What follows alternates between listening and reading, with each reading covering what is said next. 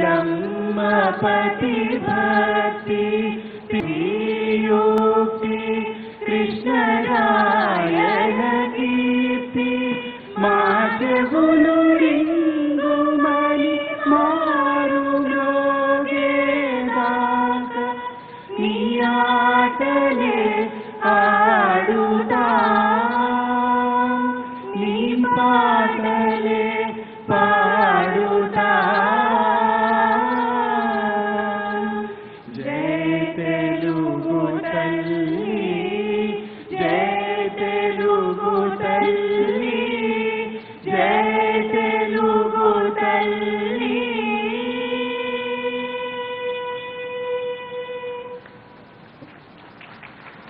Wasn't that a beautiful mellifluous rendition of the song? Thank you so much to this group of classically trained singers. They are trained in Carnatic music, which is one of the classical forms of music in India, very popular in these parts. We request everyone to please be seated. Please be seated. We request everyone to please be seated.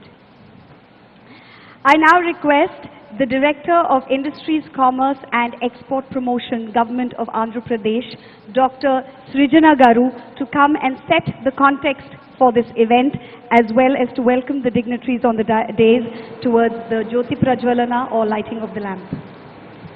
Honorable Chief Minister, Shri Y.S. Jagan Mohan Reddy Garu, and leaders of the business, tycoons, media friends, dignitaries on the stage, off the stage, a very good morning.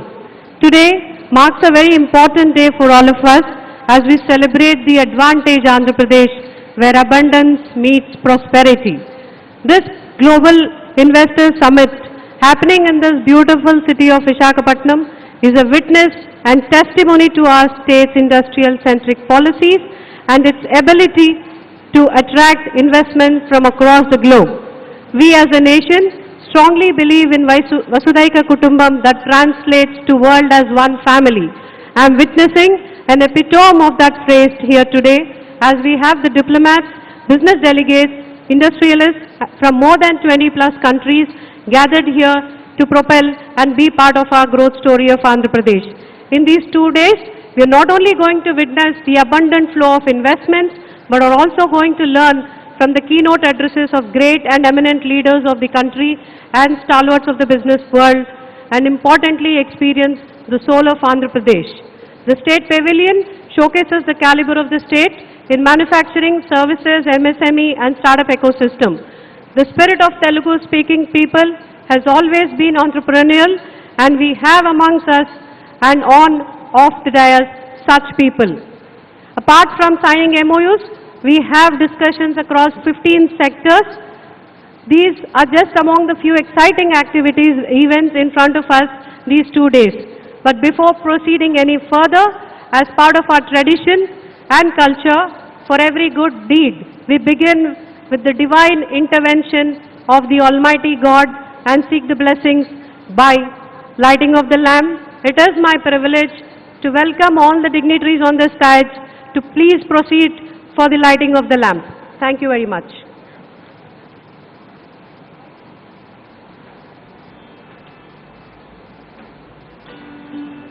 I request the dignitaries to please proceed for the lighting of the lamp ceremony.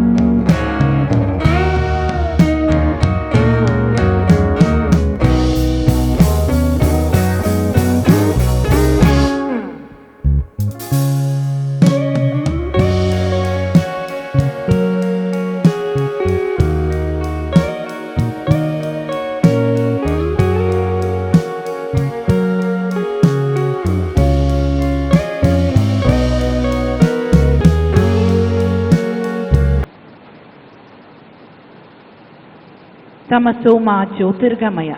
May we move from darkness to light, like it is said in our wonderful Sanskrit language. May the future of our wonderful state of Andhra Pradesh and also of all the esteemed guests who are here be as bright as this wonderful lamp. Thank you, Dr. Srijana Garu, for this auspicious start.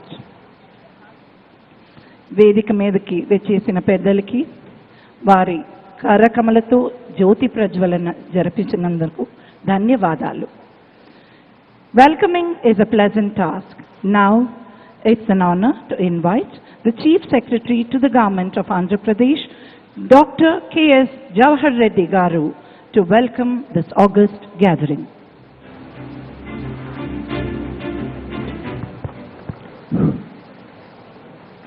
Honorable Chief Minister for Andhra Pradesh, Sri Y.S. Jagan Garu, Honorable Ministers from the State of Andhra Pradesh, top industries leaders of Indian industry and the representatives of Indian industry, ambassadors, high commissioners, deputy ambassadors, representatives of various foreign missions in India, officers and advisors from Government of India, Government of Andhra Pradesh, various dignitaries, friends from media, ladies and gentlemen. Good morning to all of you. Welcome to the Andhra Pradesh Global Investors Summit 2023. We are privileged to have you here in this beautiful state of Andhra Pradesh, where opportunities are limitless and prospects are endless. The summit is a celebration of our dedication to fostering investment in our state and accelerating economic growth.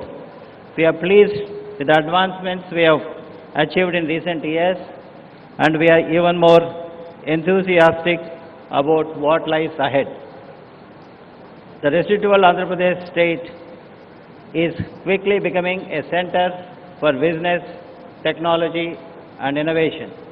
We have developed an atmosphere that is welcoming and fosters investment with strong emphasis on boosting ease of doing business. The state has undertaken several measures to strengthen its infrastructure, including construction of ports, airports and road network, as well as the creation of industrial corridors. With a focus on skill development, the state has created a pool of skilled workforce to satisfy the demands of diverse sectors.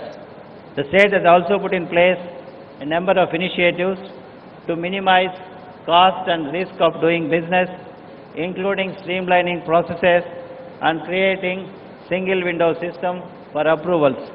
I believe that this summit will serve as a platform for investors to connect, collaborate and explore Andhra Pradesh and its advantages. Thanks to the richness of natural resources, talented people and advantageous location, Andhra Pradesh is an excellent destination for investment. Through this summit, we intend to emphasize our state's potential and our numerous initiatives to encourage investment in a range of industries, including manufacturing, infrastructure, agriculture and tourism. I am confident that this summit will be a platform for fruitful discussions, constructive partnerships, meaningful collaborations and memorable experience for each one of you. Once again, I would like to welcome you all to the Global Investor Summit 2023. Jai Hind. Thank you, sir, Dr. K.S. Jawahar Reddy Garu, for sharing your views with this audience. Ladies and gentlemen, abundant with advantages in every aspect, geographical, agricultural, industrial and infrastructural, Andhra Pradesh supports the success of industries through 8 themes. They are conducive business environment, robust industrial infrastructure, strong logistics infrastructure, strategic location, quality power and water availability, industry-ready skilled workforce, raw material availability, low cost of doing business. all of which provide nothing but opportunity galore for industries to prosper here. To give us a better understanding of each of these 8 themes, we invite the Honorable Minister of Industries and Commerce, Infrastructure and Investment, Information Technology for the Government of Andhra Pradesh, Shri Gudivada Amarnath Garu, to please address this audience. Honorable Chief Minister, Shri Jagan Garu, distinguished business tycoons on the dais, respected ambassadors, Your Excellencies, country industry delegations, captains from the industry, industry associations, industry representatives assembled today from across India and Andhra Pradesh, friends from the media, ladies and gentlemen, a very good morning to all of you and a warm welcome to our state of Andhra Pradesh and to our ever-bustling, ever-vibrant, ever-growing, the city of destiny, Visakhapatnam. As we have assembled today for the Andhra Pradesh Global Investors Summit 2023 in Visakhapatnam, you will get a chance to hear about the remarkable advantages of the state, the varied opportunities that the state holds for investors from all walks of life. It is a very proud moment to each of us in the state to witness the remarkable response to the summit from all of you. Being on stage today with the who's who of the industry, Indian industry, and seeing the packed plenary hall today and reflects the tremendous confidence that the business ecosystem has in the state of Andhra Pradesh, and also the leadership of our Honorable Chief Minister, the dynamic Jagan Garu. Today, Andhra Pradesh is rapidly growing, progressing under his clear directions across all dimensions. Our Honorable Chief Minister has set a path for balanced regional development and sustainable economic growth inspired by the Navaratnalu, an elaborate model of governance comprising of a welfare and inclusive development-driven society. Our Honorable Chief Minister has ushered in a paradigm shift in governance in the state. His clear message for all of us has been to handhold entrepreneurs from conceptualization to commissioning to marketing their products. As a state, we are committed to reducing risks for industry and lowering costs for doing business while providing a strong industrial ecosystem for all of you. The state of Andhra Pradesh is blessed with a government with complete political stability, with a strong political mandate. The governments can drive decisions which are not short-sighted but aim at creating a wonderful future in the extended term. This kind of stability of government has provided the confidence that the industry requires to thrive in the state, focusing on long-term sustainable growth. The state's consistent number of ranking 1 in ease of doing business is clear reflection of this confidence shown by the industries in the state. Andhra Pradesh today offers a bouquet of opportunities of investors across the board. The state offers immense support to firms whether they are looking at taking advantage of global trade winds and investing in manufacturing of electronics, bulk drugs, textiles, whether they are large energy developers looking to tap into the huge potential of the state by building state-of-the-art energy storage systems or green hydrogen production plants. The state has always been home to technological savvy youth who are focusing on emerging technologies to solve today's problems or building state-of-the-art medical equipment that can save lives. Andhra Pradesh infrastructure has enabled creation of large clusters to develop petrochemical processing areas, pharmaceutical hubs, food processing clusters. Our strategic location helps transport goods both inward into the Indian hinterland or outward to East and Southeast Asia. Truly advantage Andhra Pradesh is an apt description of the state. Our state provides the leadership, stability and talent to build for both domestic and global markets. Our state focuses on economic, social, cultural growth while setting sights on the long term. Combined with the ability to leverage natural strengths of our state, I strongly believe the Andhra Pradesh is one of the champion states to propel the Indian economy forward.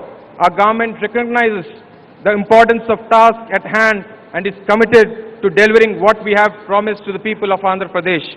Let me once again thank you for participating in Andhra Pradesh Global Investor Summit 2023 and explore the abundant opportunities available here.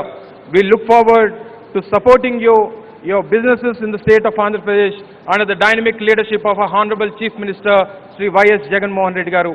Thank you, Jai Hind, and once again we all welcome you to the vibrant city of destiny, Visakhapatnam.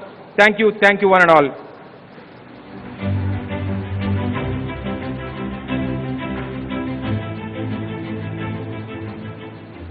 Thank you, Shri Amarnath Garu, for your captivating insights and observations.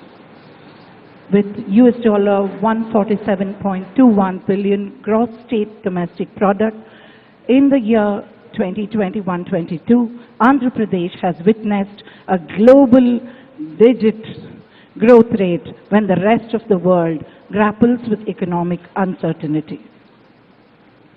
How did the state manage to rise above the hard times is really wonderful to know. Now, it's an honor to invite our Honorable Minister of Finance and Planning, Commercial Taxes, Legislative Affairs and Skill Development and Training, Government of Andhra Pradesh, Honorable Shri Buggana Rajendranath Garu, to address the gathering. Welcome, sir. Honorable Chief Minister of Andhra Pradesh, Shri Jagan Garu, Honorable Ministers, Parliament members, legislators, my colleague Minister, Shri Gudiwada Amarnath Garu, Excellencies representing over 20 countries, industry leaders from leading business houses in the country, business delegations, industries assembled today from India and Andhra Pradesh, friends from the media, ladies and gentlemen, Andariki kuda na Hudayapuraka Namaskaram. It's our honor to have your attendance today. Historically, business, commerce, trade, industry, they all have been established in various areas for various reasons and advantages. It could be raw material, it could be market, it could be the workforce, it could be the ecosystem, or it could be stable government. We have seen in the past how European countries have colonized and then established industries. We've seen how people have gone and settled in the United States of America. We've seen the story of Japan, Korea, China. Everywhere it's the same. Business goes towards where there is opportunity.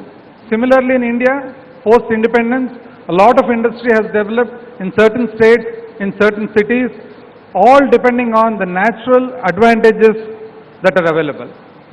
Now, why AP? Why does anybody have to come to AP?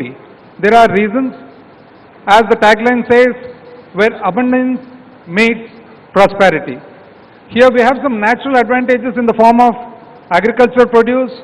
We are first in, second, third in most of the agricultural produce, be it fish, shrimp, be it horticulture crops, be it pulses, be it vegetables, be it milk, be it meat.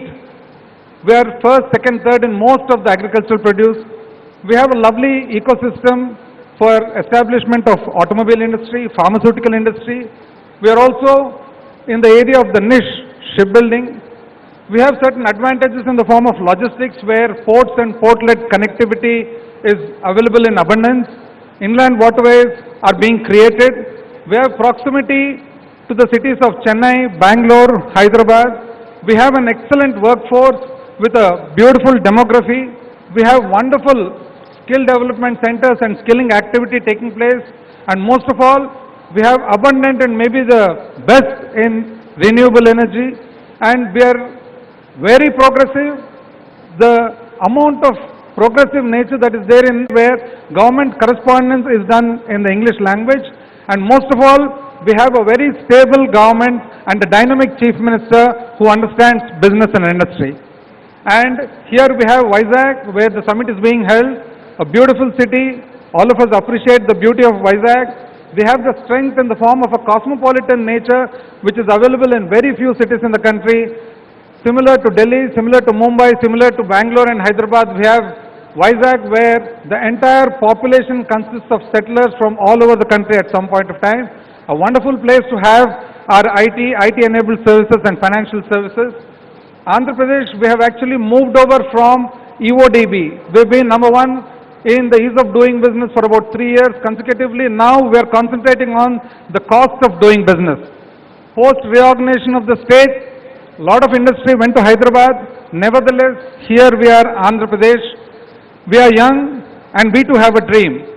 A dream the government and our Chief Minister has, and resolve to restart all over again. A dream to re-establish AP on the industrial map of not only the country but the world. A dream to provide abundant business opportunity. A dream and to provide ample employment opportunity to our youth. A dream to be in the forefront of service not only to the state but to the nation and the world. And most of all, a dream to provide a government of the people, by the people and for the people. Welcome everybody, welcome all the delegates to Vizag, the jewel of the East. Welcome everybody once again to Visakhapatnam, land of destiny. Thank you.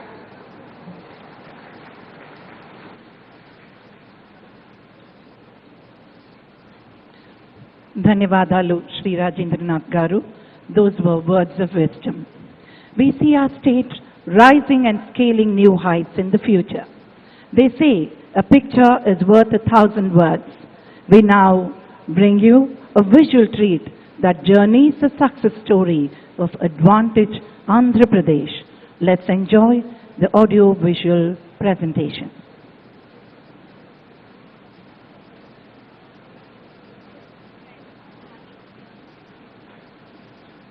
Gateway to Southeast Asia, 974-kilometer long coastline, robust industrial infrastructure, 3 industrial corridors, 6 ports, 6 airports, diverse industrial base, industry-ready skilled workforce, plug-and-play facilities for industries.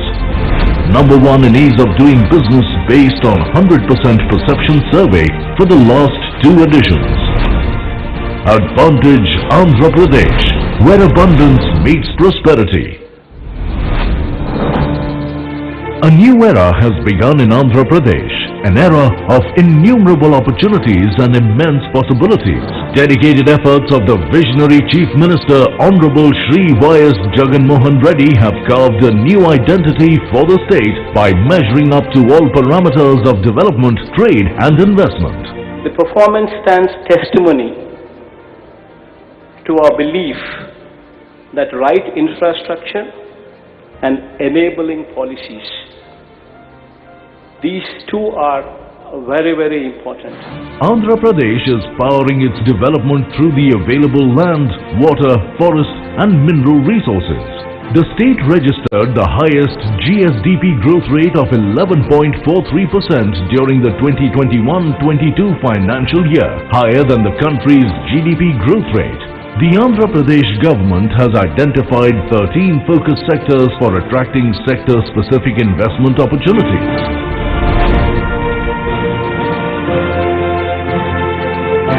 The state has an abundant land bank of approximately 46,000 acres for industrial development, with industrial zoning as the key focus area to provide a risk-free, investment-friendly environment. A big credit for immense success in every field goes to plug-and-play model and industrial hubs.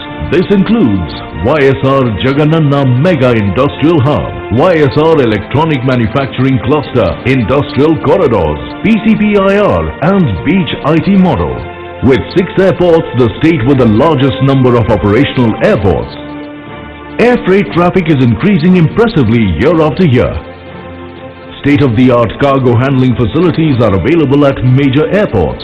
The goal is to establish AP as a strategic air cargo hub. Andhra Pradesh is taking special steps to handle double the ship traffic and cargo in the next 5 years. The port capacity has increased by 75%. Direct calls with Southeast Asian economies also reduce transit time. Andhra Pradesh is the only state to have 3 industrial corridors for accelerated development across the state.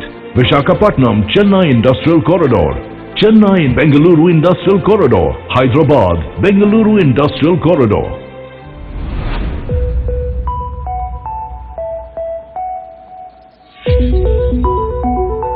Steadily working towards its mission of a decarbonized economy, Andhra Pradesh is now home to 4 solar energy parks. What we see today would stand out for the future of this country. In fact, what Andhra Pradesh today is showcasing will be the triggering point for this entire country to follow in the days to come, when the usage of fossil fuels would take a back seat and renewable energy would take a front row seat. Andhra Pradesh will play an important role in meeting India's commitment towards the global EV30 at 30 campaign. The state exports auto components and electronics to more than 30 countries.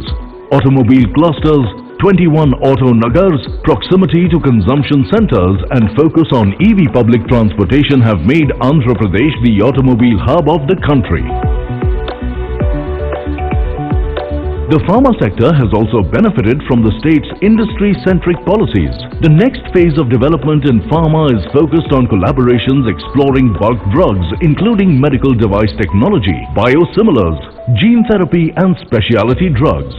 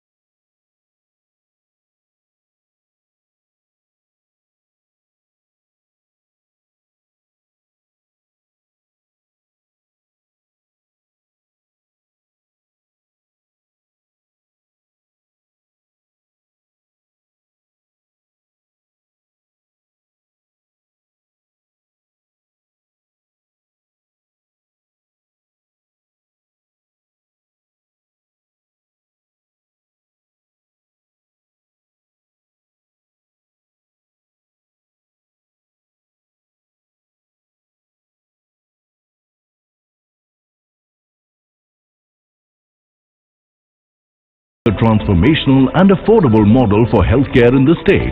Andhra Pradesh MedTech Zone has the distinction of being India's first manufacturing hub for medical devices.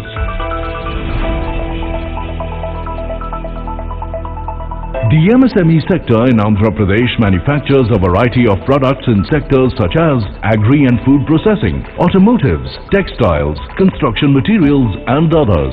The government of Andhra Pradesh is also extending initiatives under the Industrial Development Policy to nurture MSMEs. Andhra Pradesh is committed to quality education and skill development as a focus sector. The government has also developed a robust technical ecosystem to cater to the skilling needs of the youth. With multiple initiatives in place, Andhra Pradesh is focusing on creating a world-class industry-ready workforce. Andhra Pradesh is committed to promoting green textile to achieve sustainable long-term goals in the textile sector. The exquisite handloom and crafts industry of the state, Andhra Pradesh, has its own special identity. Due to the dedicated efforts of the state government, the works of the weavers and craftsmen here have become popular all over the world. The state is one of the preferred tourism destinations in India. The state government provides multiple opportunities for developing tourism projects and related services to cater to the state's vast potential and avenues. The growth story of Andhra Pradesh speaks volumes about the dedicated efforts and commitment of the Honorable Chief Minister to take the state to new heights. Like-minded companies from all over the globe to come over to set up their shop in India, and especially in Andhra Pradesh. Come, Join us on this exciting journey of technological innovations, profitable business and sustainable development. Advantage Andhra Pradesh, where abundance meets prosperity.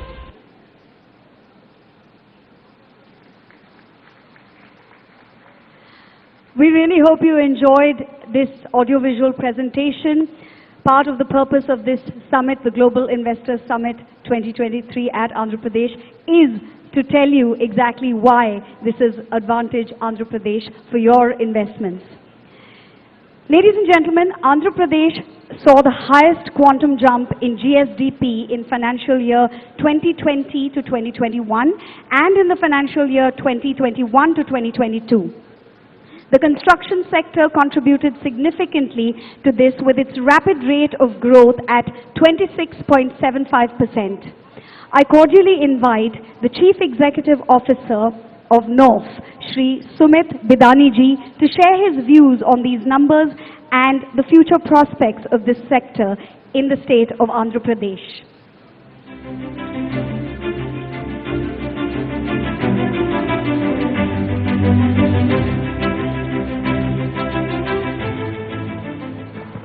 Good morning, everyone. It's indeed a pleasure to be here and a great honor to be on the stage with all the many dignitaries out here. Firstly, I would like to thank the organizers for inviting us to this prestigious event. As far as some product business in India, Kanoff, as you may know, is the leader in gypsum products world over, and in India has been gaining rapid strides over the last many years. At the time we set up a plant in Andhra, we were actually called USG Boral, which eventually became Kanoff in 2021 April. We commissioned a state-of-the-art technology plant in 2019 at Sri City, which is in Tirupati district of Andhra Pradesh. This is a 30 million square meter capacity plant and is actually one of the biggest in terms of capacity in India. This was made with an initial investment of over $40 million US dollars, and the plant is spread over around 24 acres across Sri City. It provides direct employment to more than 200 employees. And I must say the skill development and the kind of skill we get in the people out here is excellent. We have received to ensure that the project is completed in record time of 18 months from the date of commencement to the date of commercial production. All necessary approvals regarding consent to establish to consent to operate were provided in a very smooth manner. This helped us meet the project deadline way ahead of it. The power infrastructure in Sri City has been excellent with a very reliable power supply. This is, as you know, a must for continuous operation processes for industries like ours. Access to multiple ports within 100 kilometers of Sri City has helped us to be very competitive, both in terms of raw material imports as well as transport of our finished goods. Coupled with this, the road connectivity has been excellent to all the major parts of India, and that has helped us transfer our goods in a very seamless manner. At this stage, I would like to congratulate the organizers for conducting such a wonderful event. It is an excellent initiative, and I'm sure it's getting a very good response. My best wishes to the team concerned for a successful event and a great future endeavors. Thank you very much.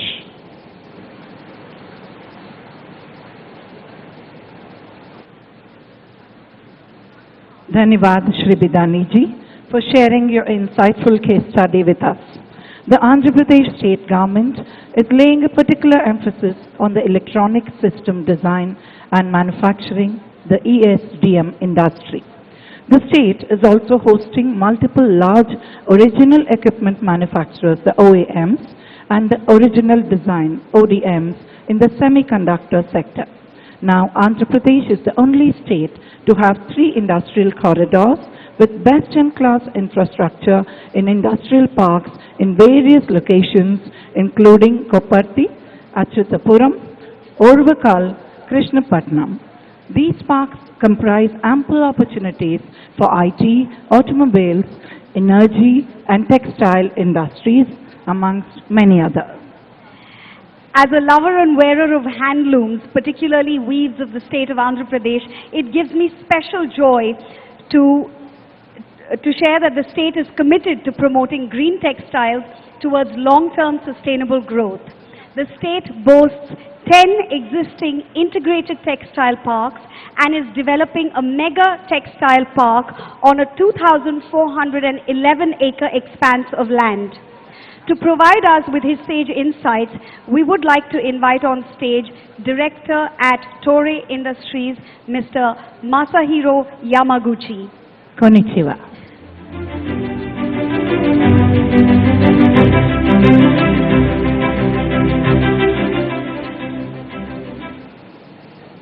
Namaste, konnichiwa. On behalf of Toray India, I, Masahiro Yamaguchi, warmly thank Honorable Chief Minister Sri Jagan Mohan Reddy Ji, Government of Andhra Pradesh officials, Indian and foreign invitees, guests and participants for this opportunity.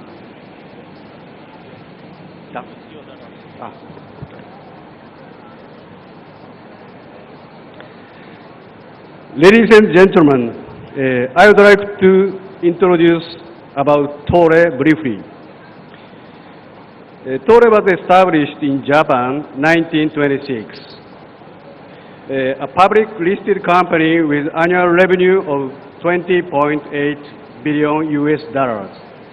It's 48,000 employees operating out of 29 countries. Research, develop, manufacture and sell premier advanced raw materials and products in multiple countries and regions. In India, Toray Industries India Private Limited invested 1,000 crore in Sri City Industrial Park, Andhra Pradesh, as Toray's bridgehead asset in India, covering 85 acres. In the first phase of investment, we started production of 2 plants, engineering plastics and PP spunbond, since 2019. In second phase, we are investing another 200 crores for air filter media production line as our third business unit, and doubling the capacity of engineering plastic plant. Both will be operation in this year. Because of our products are created by our core technologies of organic synthetic chemistry, bio and nanotechnologies, and polymer chemistry. Uninterrupted constant voltage power supply is essential for high quality, stable production. This is one of the key criteria for selecting Sri City and Andhra Pradesh. And for that, AP Transco approved 132 kV dedicated line to our factory. And APSPDCL cooperatively provided electric supply in times for our production. Thanks to this stable power supply and the infrastructure at Sri City, and industrial development policy driven by Andhra Pradesh government, Toray shall expand our business activity in Sri City, Andhra Pradesh, in times to come. In conclusion, I will share that materials change our lives. ありがとうございました。Thank you so much. Thank you very much, Yamaguchi-san, for your invaluable insight. Our next speaker on the automotive industry in Andhra Pradesh, I request the Chief Administrative Officer of Kia India, Mr. Kabdong Lee, to address this gathering. Yes, sir.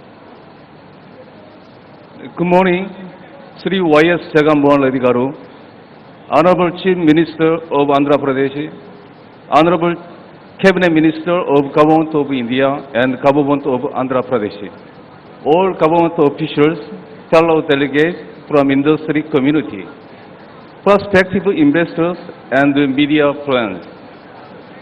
It's my immense pleasure to meet all of you today here on this occasion of Global Investor Summit 2023. I am very happy to inform you all that Kia India has become a leading automobile company in the Indian automobile industry, producing over 3 lakh cars per annum and exporting to various countries across the world. Recently, we have won the prestigious Indian Car of the Year Award 2023 for Kia Carens and Green Car of the Year Award for Kia EV6.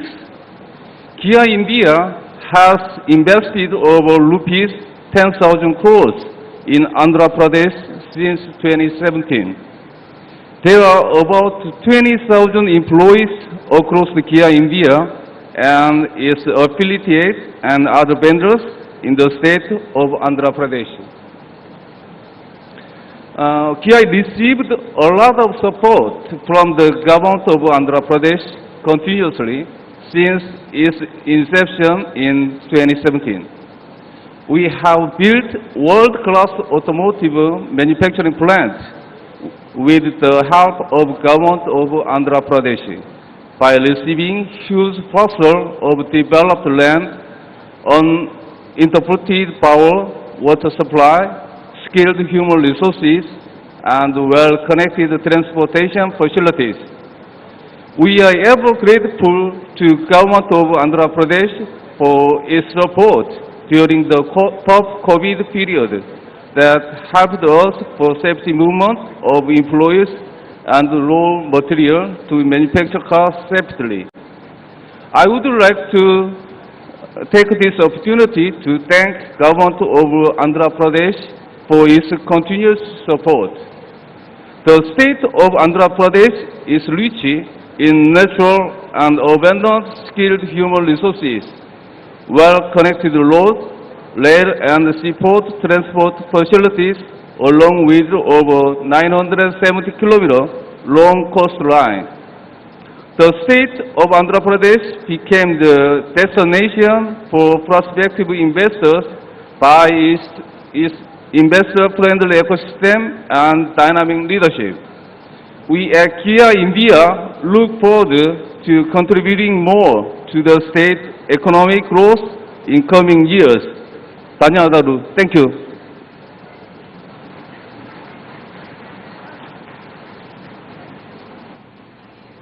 Thank you, sir, for your wonderful words. We now present to you an audiovisual presentation on renewable energy sector in Andhra Pradesh. Let's now have a look at the AV.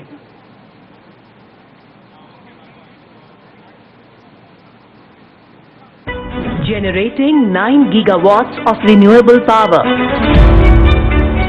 30 gigawatts of solar power projects in the pipeline. Preparing to add 44 gigawatts of wind power to existing capacity. Offering highly attractive investment opportunities in non-conventional energy. Andhra Pradesh, the state that drives India's sustainable energy growth.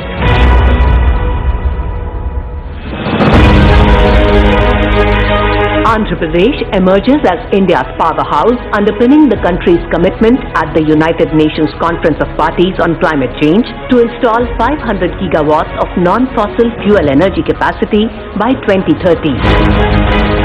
The state is already generating 9 gigawatts of renewable power and is preparing to add another 30 gigawatts of solar and 44 gigawatts of wind power to the existing capacity. Andhra Pradesh's unique energy ecosystem has propelled India to the 3rd rank in Renewable Energy Country Attractive Index 2021. Andhra Pradesh is one particular state which is blessed for both solar as well as wind. The state is home to the first of its kind world's largest integrated energy storage project with an investment of over $3 billion. To promote energy export, Andhra Pradesh has already set aside 80,000 acres of land for installing solar, wind and solar wind hybrid projects. With abundant water and a vast coastline, Andhra Pradesh is best suited for producing green hydrogen. The state has been leading by example in energy storage and has identified 29 locations for pumped storage power projects with 34 gigawatt potential. Guided by the visionary leadership of its Chief Minister, Honorable Shri Jagan Reddy, the Andhra Pradesh Renewable Energy Export Policy aims to facilitate the setting up of renewable energy equipment manufacturing facilities. We have almost 33,000 megawatt of pump storage capacity also, wherein the sites have already been identified. The pump storage, which would actually be the green batteries, that would be the future where fossil fuels would be the day of the past. Andhra Pradesh, decarbonizing India's economy by ushering in the fossil fuel to clean energy transition.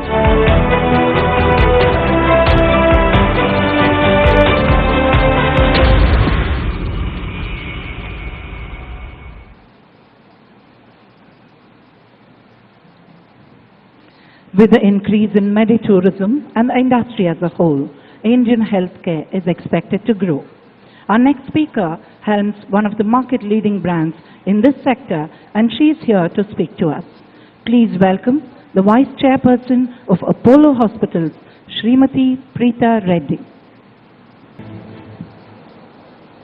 Honorable Chief Minister of Andhra Pradesh, the Honorable Ministers of the Andhra Pradesh Cabinet, senior bureaucrats and the Chief Secretary of the Andhra Pradesh Cabinet, captains and nation builders of our wonderful country. It's an honor to be here with all of you today.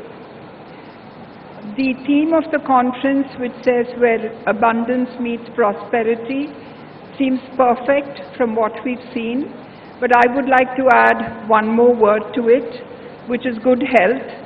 Because with good health comes prosperity and abundance. And I stand here in front of you as a daughter of the son of the soil, Dr. Pratap C. Reddy, the chairman of Apollo Hospitals, who really was the architect of modern healthcare in India. This state has done a lot, especially for the downtrodden and for people seeking good health, starting from Arogya Shri, which was the brainchild of our Honorable Chief Minister's father, and now is a model not only in the other states of the country but throughout the globe.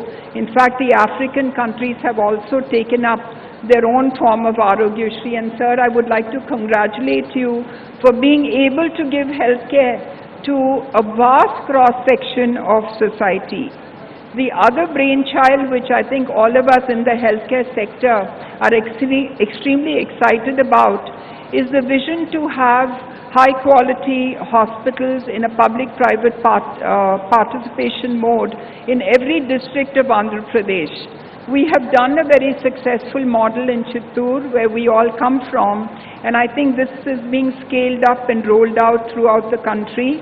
And for that, I think we should again say that the state of Andhra Pradesh has really put us on the nation's map. We work together to see how we can reduce the onset of disease throughout the state and in the country, and for that I think we're using digital models, telemedicine and different tools to see how can we propagate the idea of good health and intensify the work which is being done. We've done this as a model in Chittoor, and now we are doing it actually along with the Adani family at the Greatandhra port, and we'd like to be able to do this again throughout the state. As an example, when Ford came to South India to establish their factory, it was the healthcare which made them take a decision to come to that state.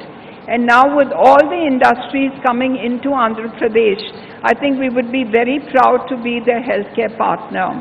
And finally, before I conclude, we have a magnificent university campus, and as a family of Andhra Pradesh, we are putting aside 500 crores towards a state-of-the-art innovation center which will take up artificial intelligence, machine learning, and more than anything else, work with research centers globally to bring accessible, affordable, and high-end medicine, including genetic mapping, into this country, into this state more than anything else, in our wonderful campus at Chittoor. Thank you so much, sir, for the opportunity, for the encouragement, and I promise that we as a family will always be together with you in the government to see that the state gets access to the best and the highest quality of healthcare. Thank you and namaste.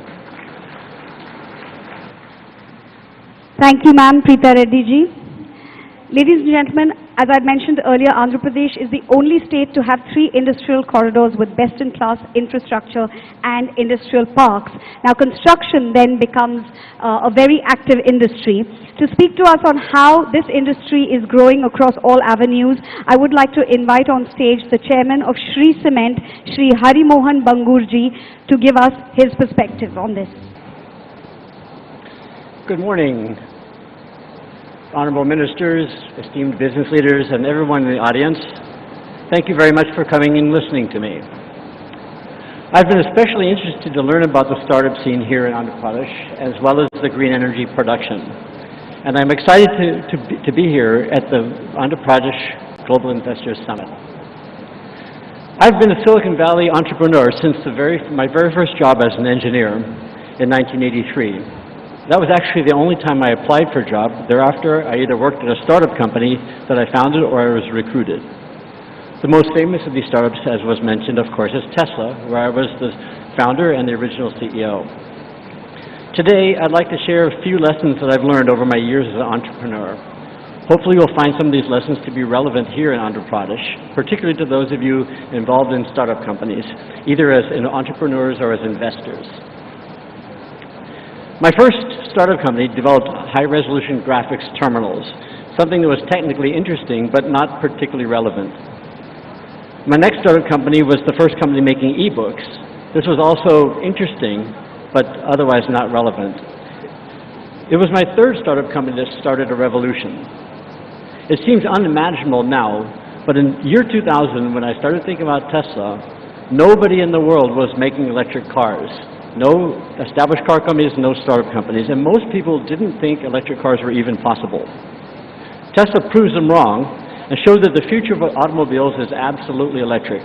Today, every legacy car company in the world knows that their future is with electric cars, and there is a rich ecosystem of EV startup companies around the world. The real problem that I saw in 2002 was climate change caused by fossil fuel consumption. I did not start out assuming that electric cars were the answer. Rather, I came to this conclusion by researching the well-to-wheel energy efficiency and carbon footprint of every kind of propulsion system I could find. Everything from petrol, diesel, hydrogen, natural gas, propane, electricity, and more. Somewhat to my surprise, the math proved that electric vehicles were by far the best choice. This was the beginning of Tesla. Starting a car company in 2002 was absolutely crazy. No new car company had ever succeeded in my lifetime. Because it was such a crazy idea, it was at first impossible to hire anyone with automotive experience. And so we started off with just beginners, people who had never done electric cars in their life. I think if I had known how difficult it was to start an electric car company, I might not have done it. But I think that my own naivety and the naivety of my founding team was necessary for us to be so bold as to start a new car company based on a new technology. We had to learn about automotive safety standards and crash testing. We had to learn about automotive suppliers, learning that suppliers generally were not interested in supplying to a small startup company in California. We had to discover the inherent safety issues with lithium-ion batteries and learn how to solve them. We had to figure out how to manufacture, deliver, and service cars. There were so many difficult problems that had to be solved, and had to be solved on a tight budget. However important naivety may be for starting a company, it is just as important to face your problems and get over them. In a startup company, it's also easy to be hyper-focused on the product you're building, solving the technical problems in front of you. It is easy to forget that you're also building something else, that you're building a company, and the early people that you hire, the way you interact with your team, the policies that you put in place, all of these create the company and will define it for the near future. In 2002, the idea of climate change was caused by humans and it was still debatable. Today, 21 years later, this is a settled question. Climate change is real, it is an existential problem, and we are the primary cause of climate change. Do I think that replacing all of our cars with electric cars will solve this problem? No, of course not. But it is a start. The EV revolution was the best that I could do at the time with the resources that I had. We have a long way to go, and it was the best I could do. We all have a long way to go, and we need all of us to be focused on learning how to live in this world sustainably very soon. I am hopeful that this is the beginning of a green revolution that will get us there, not a greenwashing wave that will get us nowhere. And so here are a few of the lessons that I bring to this Andhra Pradesh Global Investors Summit. Do something that's really worthwhile and solve real problems in this world. Be bold, try something new, but face your problems when they arrive, and build great companies as you build great products. Thank you very much.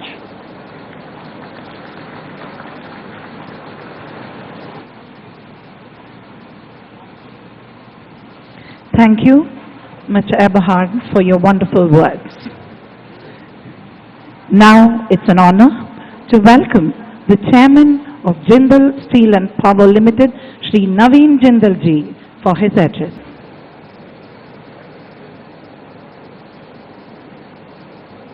Mr. Jagan Mohan Reddy, the young and dynamic Chief Minister of Andhra Pradesh,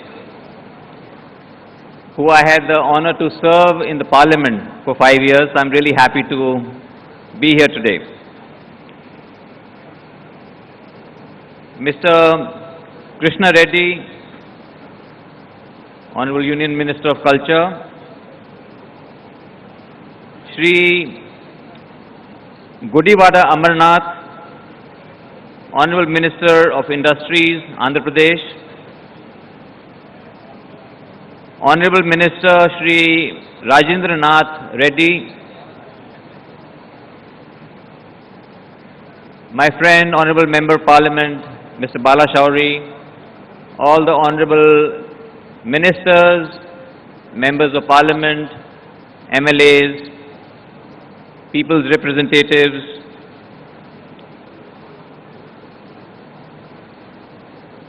Mr. Karikal Valaven, Special Chief Secretary, Dr. Jawahar Reddy, Chief Secretary of Andhra Pradesh, all the dynamic officers of Andhra Pradesh. We meet a lot of officers in lots of states. I must say that Andhra Pradesh has a lot of young, bright people and very, very helpful officers. India's leading industrialist that we are all very proud of, Mr. Mukesh Ambani, Srimati Preetha Reddy, Shri Hari Mohan Bangad, Mr. G.M. Rao, Dr. Krishna Ella, my friend Puneet Dalmia, Arjun Oberoi, young and dynamic Karan Adani, I think he must be the youngest person on the dais, all the captains of industry on the dais, off the dais, friends from electronic and print media, ladies and gentlemen, Andariki Namaskaram. We are honored to be here at the Andhra Pradesh Global Investor Summit 2023. Andhra Pradesh is the holy land of Lord Venkateshwara Swami. I'm sure when we're holding this summit here, we will have Lord Venkateshwara's blessings to make this event a grand success. We are pleased to share our positive experience of working in Andhra Pradesh for last many years. We see it as a potential industry hub of the future. Andhra Pradesh is renowned for its excellent infrastructure, large manufacturing base, talented youth, and a very business-friendly environment. We, on behalf of Jindal Steel and Power, express our gratitude to the state government for its visionary leadership and progressive policies that have attracted a lot of investment. The single window clearance policy and the industrial development policy 2023 have created an investor-friendly ecosystem, making it easier to set up and operate industries here.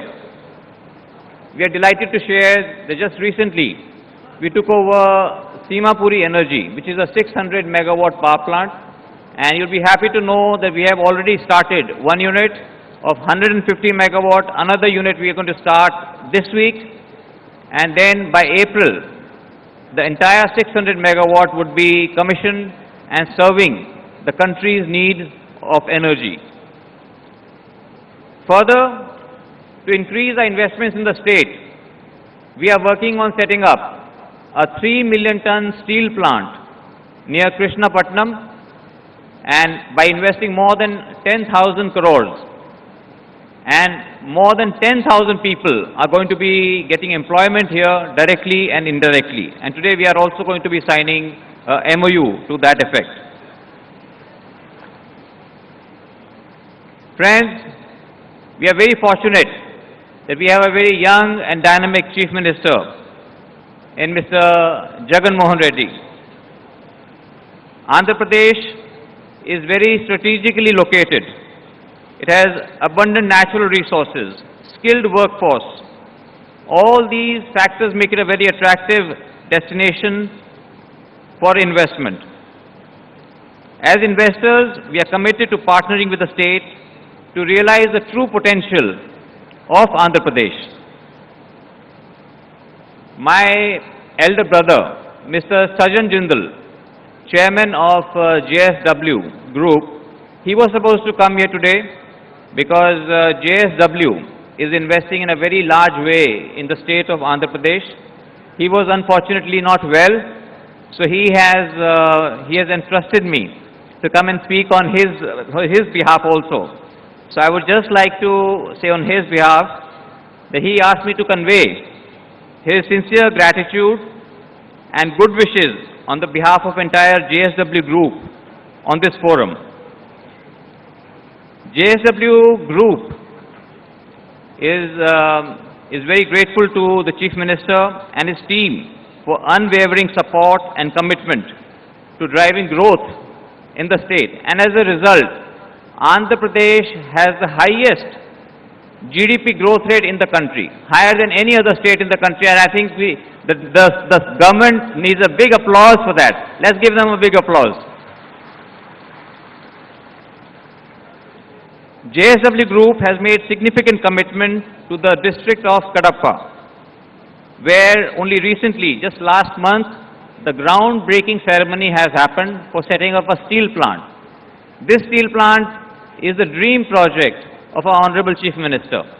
And I can assure you, sir, that there cannot be anybody better for setting up a steel plant than my brother, Mr. Sajan Jindal. Sajan Bhaiya will do an amazing job. He is going to set up a state-of-the-art steel plant. JSW is also signing MOU with the state government for investing in renewable energy across solar, hydro and wind, as well expanding its cement capacity in the state. The group is also investing in a port and building a slurry pipeline and a MSME park The projects being built in Andhra Pradesh shall be world-class and will be the benchmark of excellence. JSW Group and JSP, Jindal Steel and Power, remain committed to partnering with Andhra Pradesh in its growth story. In conclusion, we reiterate that JSP and JSW Group remain committed to being a partner of Andhra Pradesh, and we are honored to be part of this journey. We wish this summit a great success. Thank you. Jai Hind.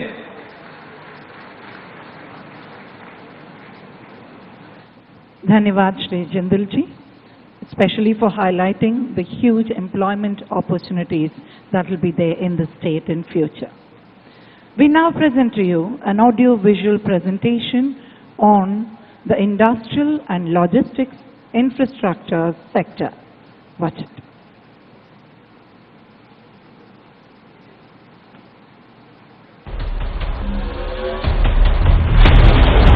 Andhra Pradesh is pioneering the model of infrastructure and corridor-led industrial development.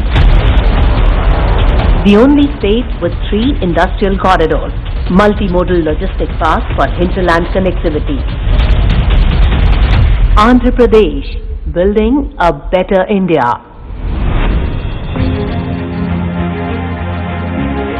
Andhra Pradesh leads the way in developing industrial infrastructure. With enormous potential for industrial development, the state remains the most preferred destination, offering the environment of risk-free investment. Andhra Pradesh has developed 534 industrial estates, which are fully equipped to meet all infrastructure requirements of investors. 24/7 water and power supply are guaranteed in all industrial parks.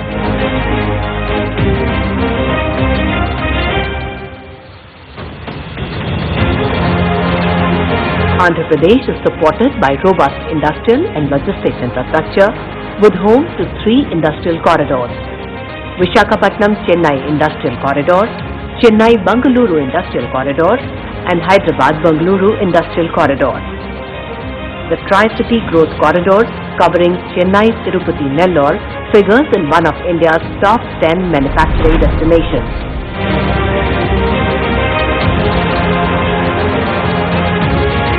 Multimodal logistics parks are coming up at Visakhapatnam and Anantapur.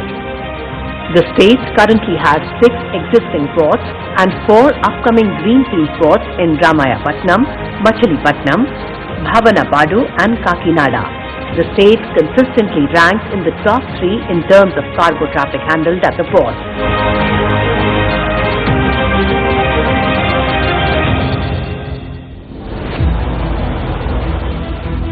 Andhra Pradesh has 6 operational airports with aircraft movement of over 45,000 flights.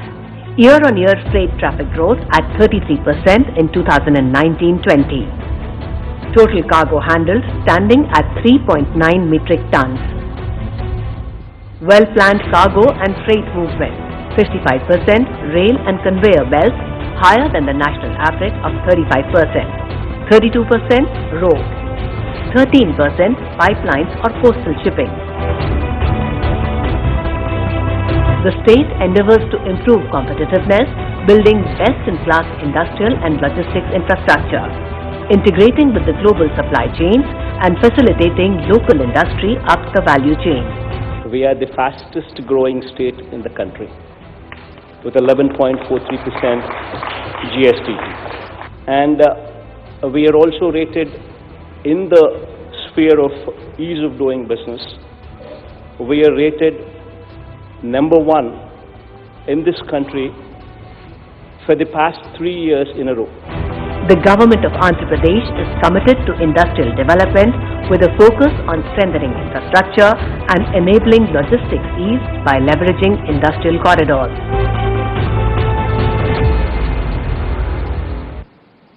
The fastest growing state in the country, 3 industrial corridors running through the state lines, and a gorgeous 974-kilometer coastline. If that isn't an advantage, what is? Ladies and gentlemen, as per the Leeds Report 2022, LEADS Leeds Report 2022, Andhra Pradesh was a top achiever in logistics ease in comparison with other states in India. To elaborate further on this, I would like to invite the chairman of GMR Group, Shri G. M. Rao Garu, to give his address to this audience. Please. Honorable Chief Minister Jagan Garu, dignitaries on the dais and the dignitaries of the dais.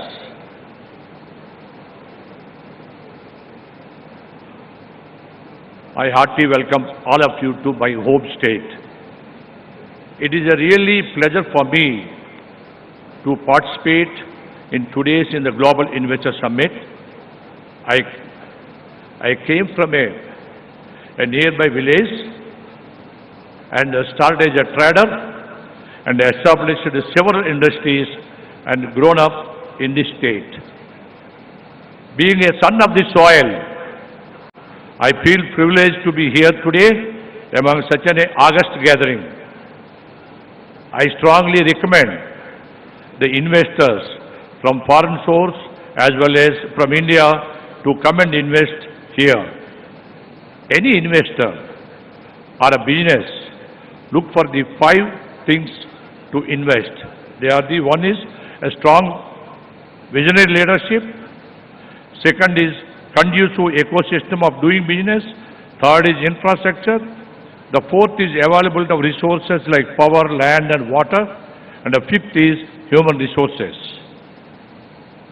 When it comes to the strong visionary leadership, I must say that these are the best times because both the center and state, we got a real transformation leaders.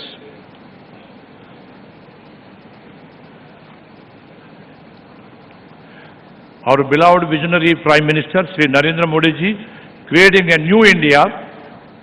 In the last 9 years, he has fundamentally transformed our country on the path of become superpower. According to me, India, the largest democracy in the world, is witnessing the most unprecedented transformation in the history of the free world through digitization. One can pick up any data, statistics, whether it is FDI, number of startups, unicorns, number of internet users, number of working hands, almost all the investment and the producer statistics, India will be top the ranks. And the beauty is that it is an inclusion growth. The current growth is not limited to few big city metros, but it is encompassed for tied to 3 cities, villages and rural areas, all of our country as well. Similarly, Andhra Pradesh state, under the visionary leadership of our Chief Minister, Sri Jagan Garu, is being transformed as the most progressive and forward-looking state in our country. The testimony of which are the facts that the state is ranked #1 among all states in the country. And also, now we are witnessing the double-digit growth consistently. Talking about the infrastructure and resources, we have all seen the videos and presentation as how the state has surplus power, water supply, land and skilled resources, and one of the great initiatives taken by the government is integrated approach to connecting and logistics, and in the help of 6 drives, namely ports, roads, airports, waterways, railways and dedicated corridors for the logistics. My dear friends,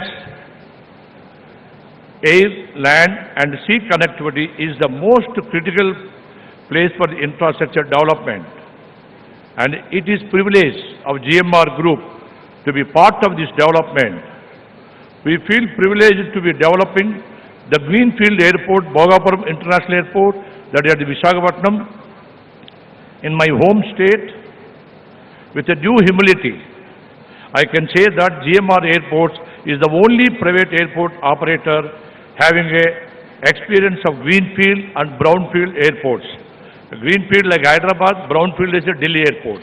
Recently we started Goa airport also, greenfield. We will be developing the Bhogapuram airport with a phase 1 serving 6 million passengers and ultimate capacity of 40 million passengers. This first phase investment will be the tune of rupees of 5,000 crores. Well, you might think airport is a one terminal building, but let me correct that an airport ecosystem is like an integrated city itself. We will be developing state-of-the-art cargo facilities that will cater in exports of industrial cargo, pharma and fisheries and their perishable and other perishable items through highly advanced temperature controlled cargo zones. We will also be developing the Aerotropolis and airport city around the Bhogapuram airport that will consist of industrial zone, airspace zone, education zone and healthcare zone. We will replicate the success of Hyderabad airport and airport city. I still remember old days when foreign investors used to criticize the poor air connectivity and shy away from coming to Hyderabad. The new world-class airport and airport city is acting as the catalyst for the socio-economic growth of the Hyderabad city and state at large. Similarly, the new Bhogapuram airport and airport city will help in the transformation of the Vizag city, and also the state will place it on the global map as the most preferred investment destination. It is globally proven that aviation has a huge multiple impact on the socio-economic development of the region. According to study of NCR, they did it in 2017, Delhi airport is contributing about 18% towards the Delhi state GDP. The Bhogapuram airport development is estimated to create around 1 lakh direct and indirect jobs. It will contribute significantly towards the state GDP. Dear friends, my foundation was laid in this state, which has taken me a global platform. Today, GMR Airports is the second largest private airport developer in the world because of this foundation. I personally vote of my home state. Please come and invest, make the state your preferred state for business. Thank you very much.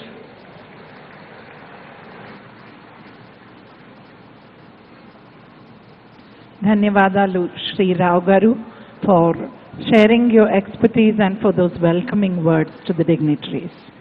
Andhra Pradesh is concentrated on developing a holistic technological ecosystem that provides ample opportunities for emerging markets. It's an honor to now invite the founder chairman of CIENT, Shri BVR Mohan Reddy Garu, to address the gathering. Welcome, sir. గౌరవనీయులైన ముఖ్యమంత్రి గారు శ్రీ జగన్మోహన్ రెడ్డి గారు,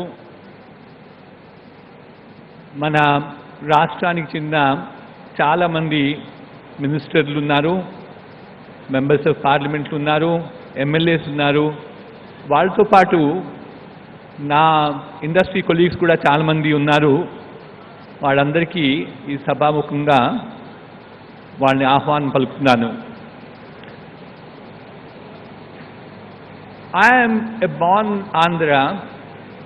I am a first generation Andhra entrepreneur, and I of course have the distinction of starting up a R&D facility for technology services way back in 2007 in Kakinada.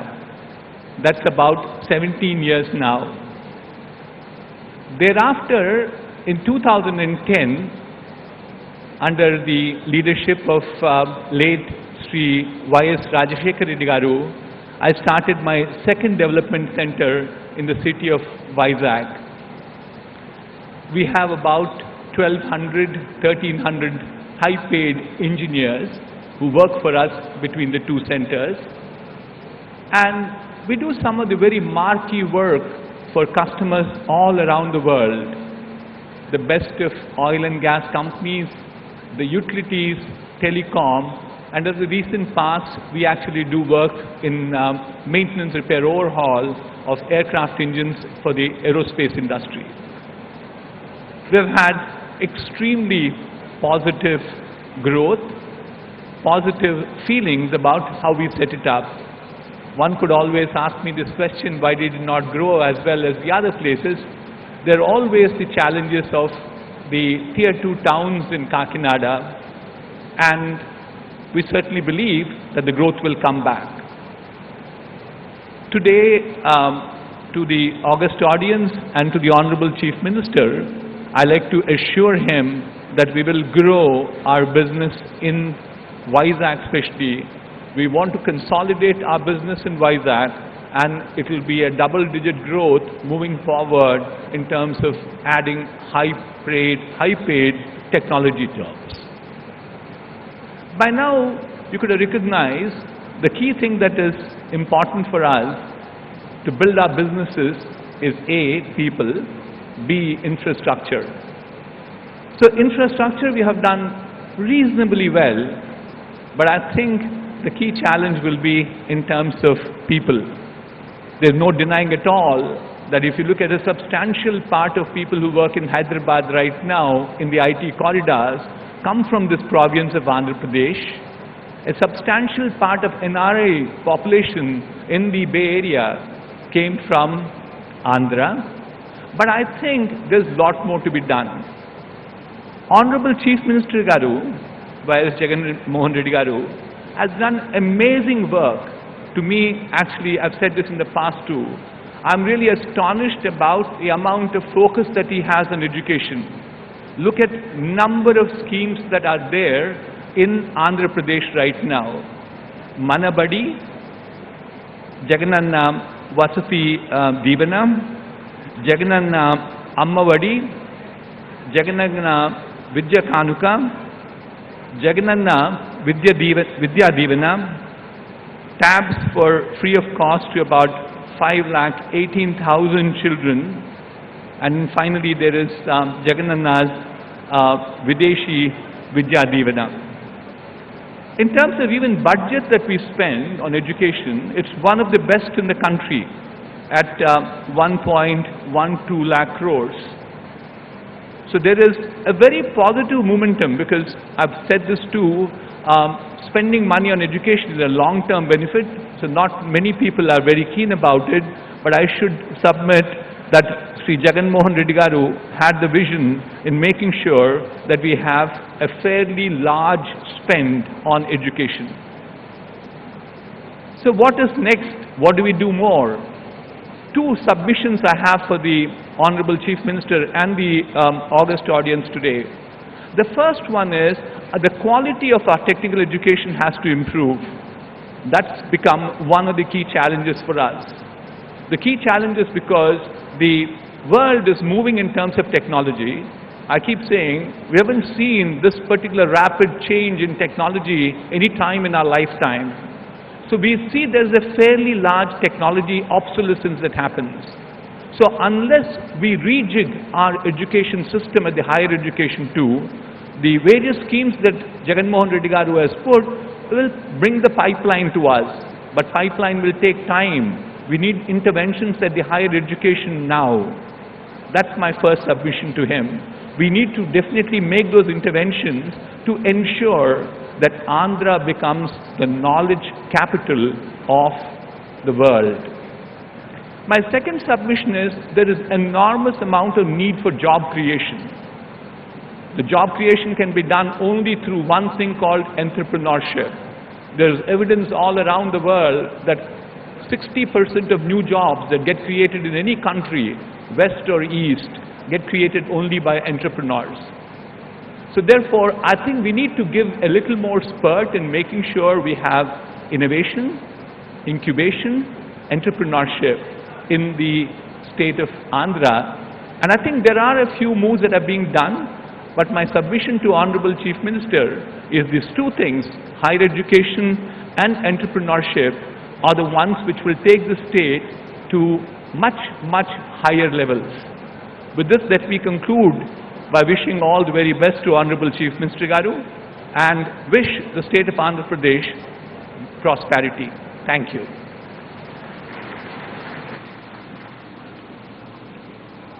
ధన్యవాదాలండి Shri BVR Reddy గారు. Ladies and gentlemen, in the height of the pandemic, this research-led company fulfilled the necessity of the hour by formulating the co-vaccine that has been deployed across the world. Now, to tell us more about this marvelous feat, how it was achieved, and the impact of innovation in life sciences, we would like to invite the Executive Chairman of Bharat Biotech International, Dr. Krishna M. Ella Garu. Honorable Chief Minister and Honorable Ministers who are Finance, Industry, and all the Cabinet Ministers and Chief Secretary and all the chieftains of the captains of the industry. Thank you.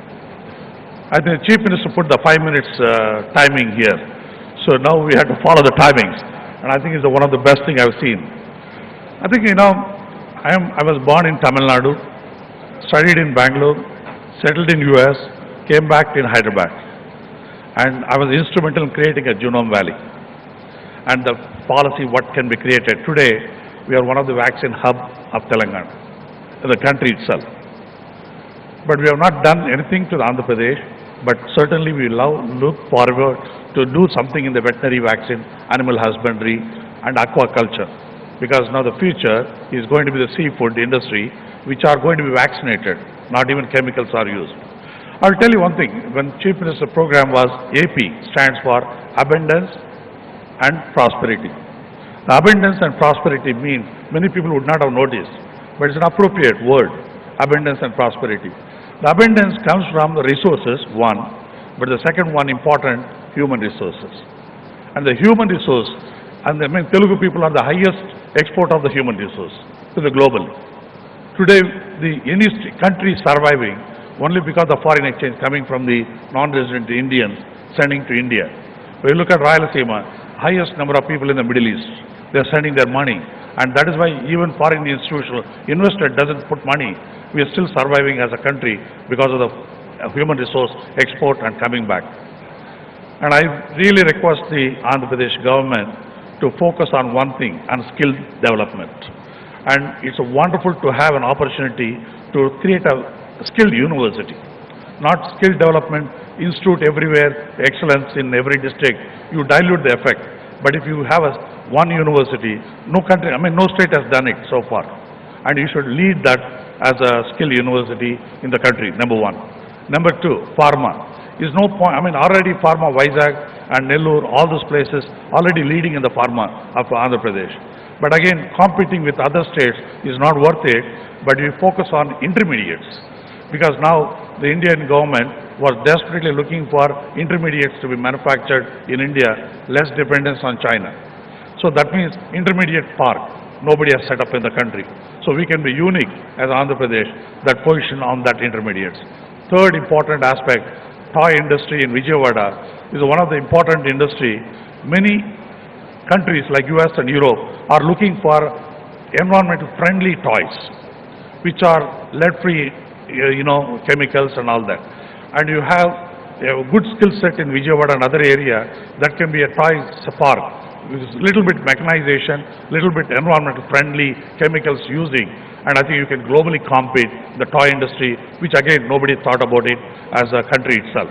And this is the highest export of the toy industry. Chinese, one of the major industry of export, China was toy, but nobody want to buy China toy because of the chemicals that is coming in. One can fork. Fourth important, food and agriculture biotechnology. And I think that's a unique proportion Andhra Pradesh can offer over other countries, other states. Why? I'll tell you a very good example.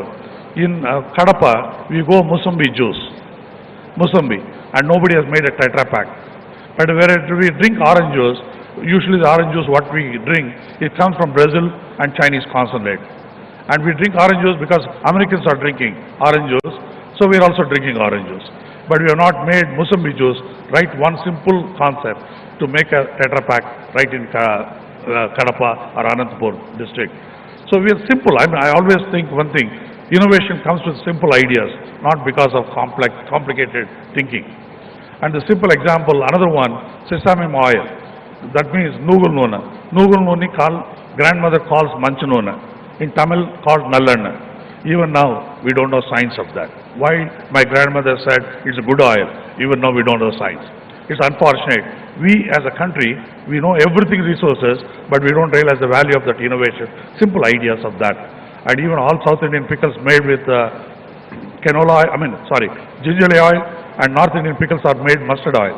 And mustard oil is nothing but Canadian oil, canola.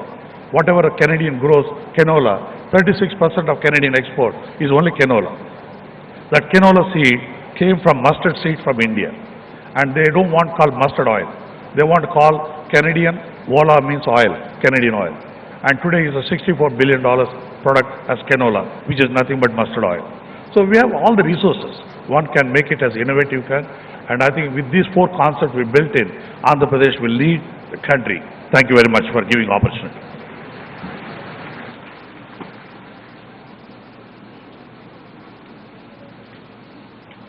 Nandri, Dr. Krishna Ella avargale. Thank you for your tireless efforts to safeguard all our well-being and for coaxing. Now, for a perspective on cooperative good governance, it's an honor to welcome Managing Director, Dalmia Bharat Group, Shri Puneet Dalmia ji. Welcome, sir.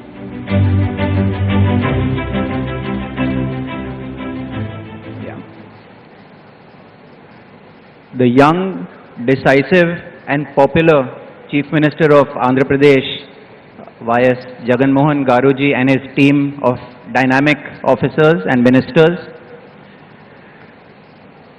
Dr. Jawahar Reddy, Honorable Chief Secretary and his team of dynamic officers, my friends from the industry, my seniors from the industry and friends.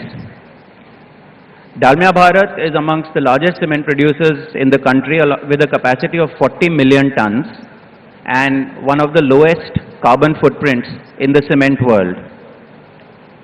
Our association with Andhra Pradesh started around 15 years ago during the tenure of Honorable Chief Minister's father, Dr.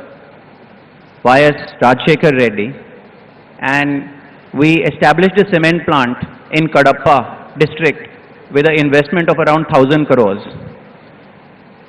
Our journey, we have been really happy with all the support that we have got, and we have witnessed the growth of the state in infrastructure and prosperity.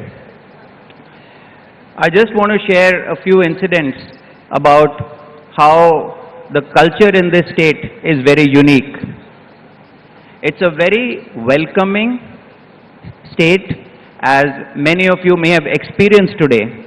We were received at the airport by government officials, and the hospitality here has been absolutely remarkable. You will experience this not just today, but throughout the tenure if you decide to invest in this state. We have also seen that this state is very efficient, and it respects the fact that all investors want speed of decision making and certainty of policy. Whenever we have a problem, everybody is very accessible and decisions are taken in no time and then followed through for implementation. So it's a very welcoming and efficient state to do business. Lastly, I want to say that this Global Investor Summit has been conceptualized at a very large scale, and I'm very happy to see that lots of captains from industry and from all over the country have come here to demonstrate their investments and trust in this state. The theme, where abundance meets prosperity, is great, but it is not possible until you add Jagan to it. and J for Jagan, and J for Josh.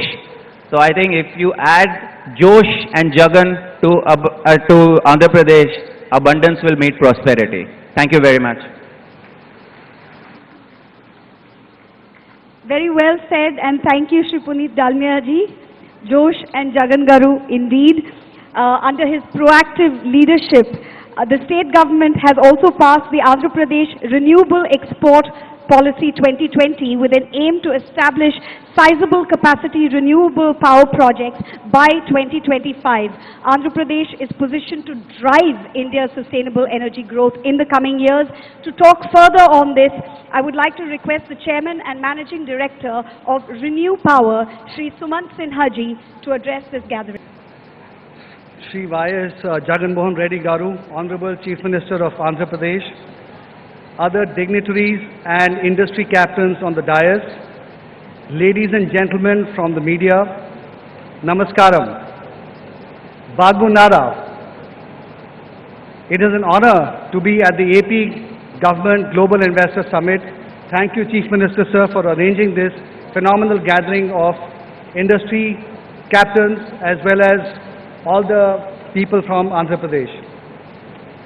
Renew is an 11-year-old company, but we have come a long way in such a short time due to the ecosystem and the policy framework of the central government led by Honorable Prime Minister Shri Narendra Modi ji and the state government under the able leadership of Honorable Chief Minister Jagan Mohan Reddy Garu ji. Once a policy framework is in place, every industry needs the support of the state governments where projects are being set up. This is where the AP government, led by its dynamic Chief Minister, excels, leading to the excellent response to his invitation to industry leaders from all over India and from foreign countries. As a company, we are already present in Andhra Pradesh in a fairly big way, with more than 700 megawatts of wind and 60 megawatts of solar projects already running in the state. Recently, we have repositioned ourselves from being an independent renewable energy producer to being an end-to-end decarbonization partner for state governments and also for private sector industries. As a state, Andhra Pradesh is taking big strides in attracting investments in green energy. And you all saw the video that was put up earlier. The state has signed MOUs for green energy projects worth more than 80,000 crores, which will help Andhra Pradesh become an even bigger pioneer in the green energy sector. Recently, Andhra Pradesh Discoms has subscribed to the scheme introduced by the Ministry of Power to clear its pending dues to the GenCos in a phased manner over 12 installments. With this positive step taken by the government and changes in approach of the Discoms in providing faster open access approvals, revival of interest of the industry has been observed and capacity addition has been boosted under open access in the state. In addition, Andhra Pradesh has recently received 3 energy awards in the 15th Inertia Award Summit in December 2022. The state was selected as the best state in the country in respect of energy infrastructure and development, and AP Transco as the best transmission utility in the country. This is a very big honor. The New and Renewable Energy Development Corporation of Andhra Pradesh, NREDCAP, stood as the best renewable energy corporation in the country.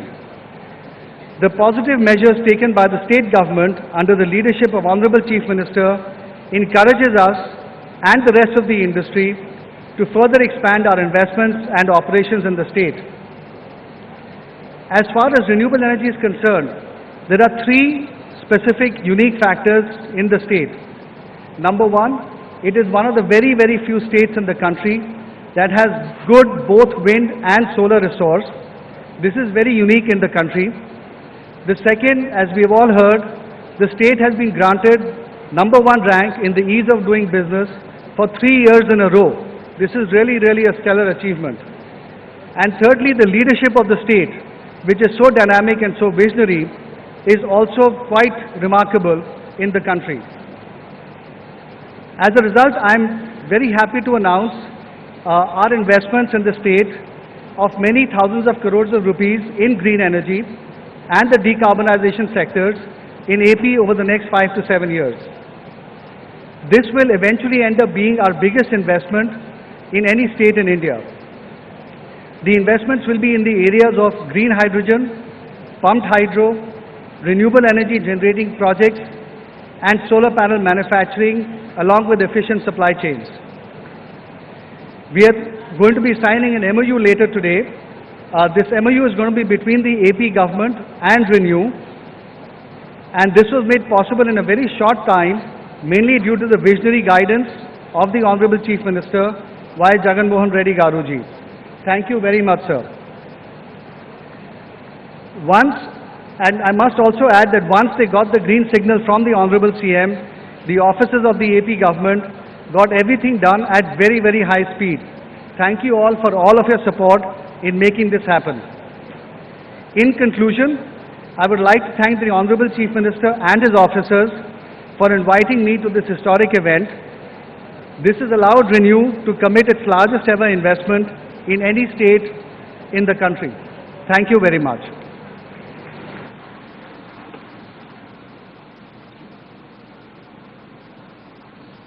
Dhanyavad Shri Suman Sinha ji. We now present to you an audiovisual presentation on the automotive and electric mobility sector. Can we have the AV?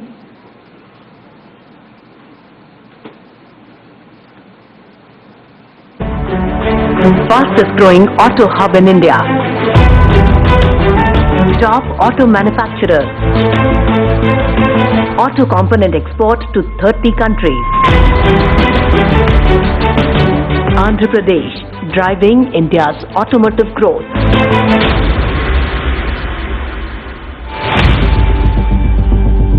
Andhra Pradesh has the privilege of being home to two of India's largest auto investments in recent times. Top brands like Kia Motors and Isuzu have made the most of the state's competitive advantages to register a strong presence in the markets.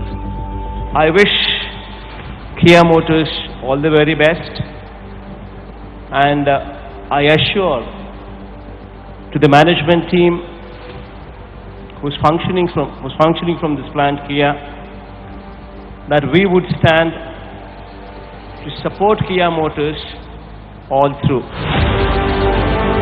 The state is now exporting automobiles and related products to more than 30 countries, including the US, UK and Japan. Andhra Pradesh has taken the lead in tapping into the unexplored electric mobility space.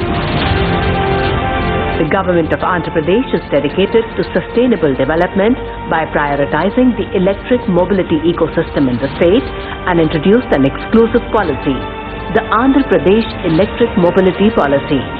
Andhra Pradesh government is cognizant of environmental and social governance and focuses on reducing carbon emissions by converting all state transport corporation buses and government vehicles into electric vehicles, phasing out all fossil fuel-based commercial fleets and logistics vehicles by 2029.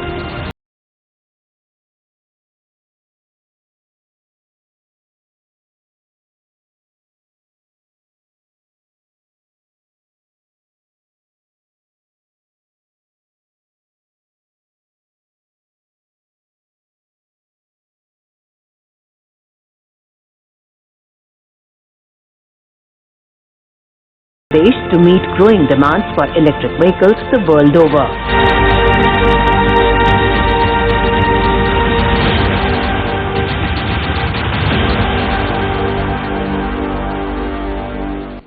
Hope you enjoyed that. Focusing on e-based development of experiences for the tourists in rural tourism, heritage tourism, eco-tourism, etc., the state is taking measures to harness tourism to its full potential. To hear more about the same, we are honored to invite the Executive Chairman of the Oberoi Group, Sri Arjun Oberoi ji, to address the gathering. Welcome, sir.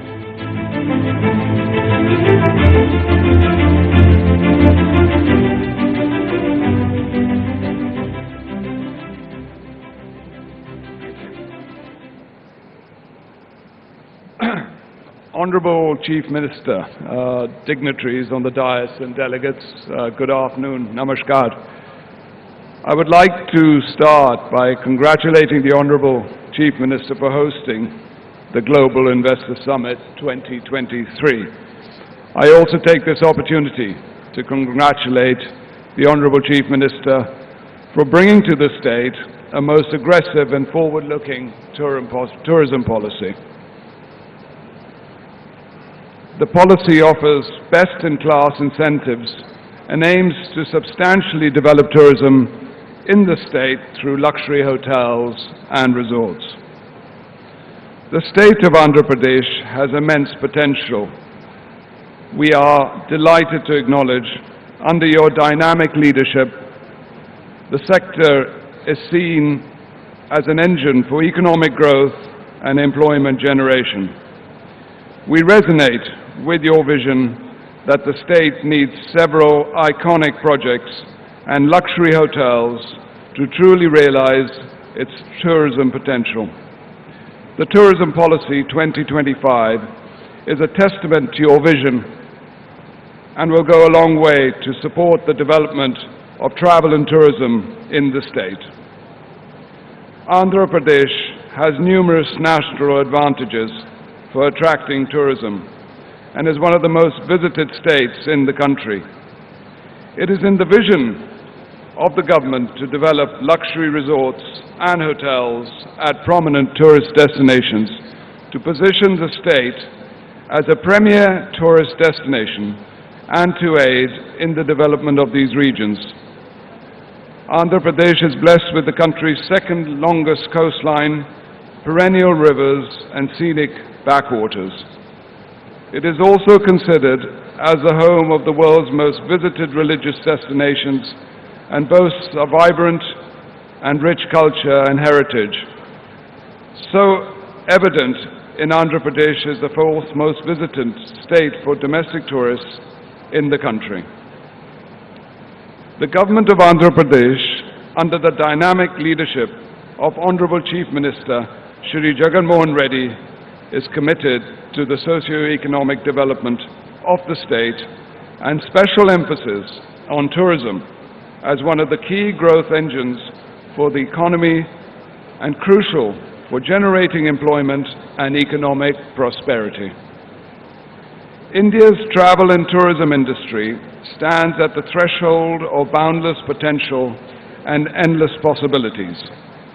It contributes 10.3% towards the GDP of the country and employs 8% of our total workforce.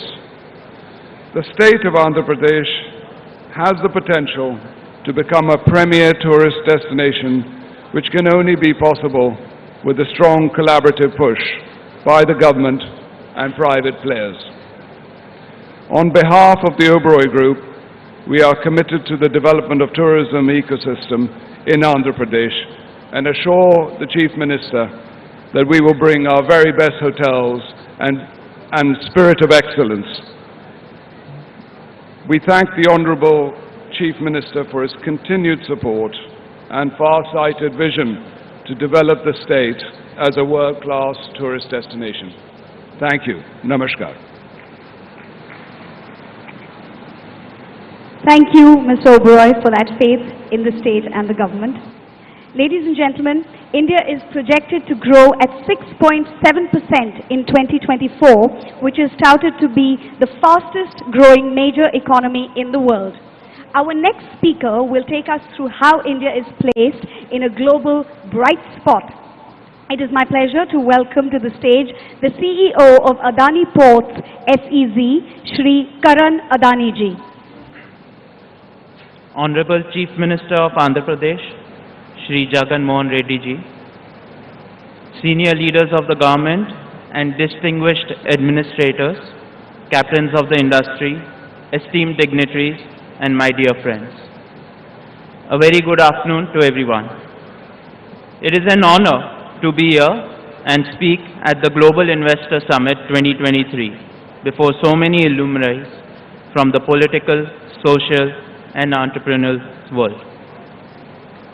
To me, this distinguished gathering represents in many ways the irresistible, attractive business destination that the state of Andhra Pradesh stands for. The state of Andhra Pradesh is renowned for its excellent infrastructure, large manufacturing base, talented youth, and business-friendly environment. It has the second longest coastline in India and has established itself one of the most prominent connection points with major world markets. I congratulate the leaders of the state for their vision towards a sustainable future, for being recognized by World Bank as the #1 implementer for energy efficiency and conservation program. Honorable Chief Minister, I would like to express my sincere gratitude for supporting the business fraternity at large. It is your mix of astute and efficient governance that has brought business houses like Adani Group to Andhra Pradesh. Adani Group is active in multiple sectors ranging from ports, logistics, power, edible oil and data center in this magnificent state of Andhra Pradesh, where abundance meets prosperity. Having already invested over 20,000 crores, our businesses have created more than 18,000 direct and 54,000 indirect employment opportunities in the state. Adani Group's commitment to your vision for the port-led industrial development is reflected in our actions. Our partnership with the government of Andhra Pradesh for the ports is an exemplary model of public-private partnership. Currently, Adani Group operates 2 large private ports in the state of Andhra Pradesh, that is Visakhapatnam and Gangavaram port, with a total capacity of 100 million metric ton per annum. In the next 5 years, we aim to add another 100 million metric ton of capacity and also transform these ports into industrial port cities. In the economic domain, your vision has laid the foundation to turn Andhra Pradesh as the most sustainable state in India. On these lines, pursuant to the MOU signed with Government of Andhra Pradesh, we are committed to developing 15,000 megawatts of renewable power projects over the next few years across 5 districts, that is Anantapur, Kadapa, Kurnool, Visakhapatnam and Vijayanagaram. Ambuja and ACC Cement, the cement arm of the Adani Group. As part of our expansion plans, in the coming years, we will be setting up 2 plants in Kadapa and Nadikudi with a total capacity of 10 million tons per annum. We are also working on developing 400 megawatts of data center in the city of Visakhapatnam. These projects will not only bring further investment, but will also create employment opportunities and also demonstrate our commitment to the sustainable growth of state of Andhra Pradesh. Let me now turn to Adani Foundation, which is the community engagement arm of the Adani Group. The Adani Foundation has remained deeply committed to making strategic social investments for sustainable outcomes throughout India. I am glad to share that our footprint in the state of Andhra Pradesh is getting bigger as I speak on this occasion.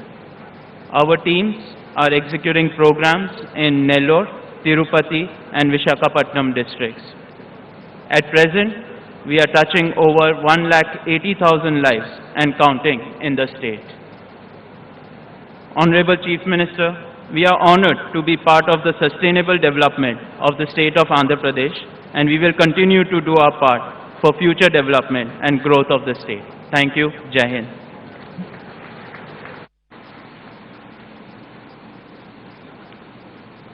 Dhanyavad, Shri Adani ji, for your insightful words. India's per capita income has gone up 6 times in the past 75 years since independence.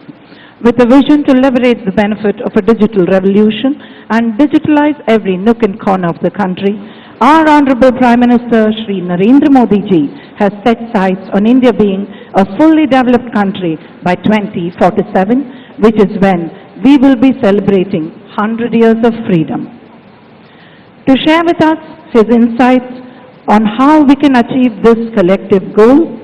It's an honor to now invite an inspiring industrialist, Chairman and Managing Director of Reliance Industries, Shri Mukesh Ambani ji. Welcome, sir. Respected Chief Minister Shri Jagan Mohan Reddy Garu, distinguished dignitaries and ministers from the Government of Andhra Pradesh, my esteemed friends from industry and business, Namaskaram. It is a pleasure and an honor to participate in the Advantage Andhra Pradesh Summit. Andhra Pradesh is blessed with the gift of abundance, abundant fertile land, abundant natural resources, abundant talent, and abundant heritage. From the pristine beaches of Visakhapatnam to the rich and green plains of Godavari and Krishna, from the splendors of the Vijayanagara Empire to the lofty and sacred hills of Tirumala, three more strengths have made Andhra Pradesh more wonderful in modern times. First, the incredible strength of its entrepreneurs, especially in the areas of infrastructure and pharmaceuticals. Second, the enormous strength of Andhra's diaspora. Globally, some of the best professors, scientists, engineers, doctors, and professionals are from Andhra Pradesh. I, at Reliance Industries, am blessed to have some of my best professional managers in Reliance from Andhra Pradesh. Third, the growth of the blue economy in the coming decades will open up an ocean of new opportunities for Andhra Pradesh. Andhra Pradesh has the second longest coastline in India. It can prosper greatly by harnessing renewable ocean energy, seabed minerals, marine biotechnology, and so on.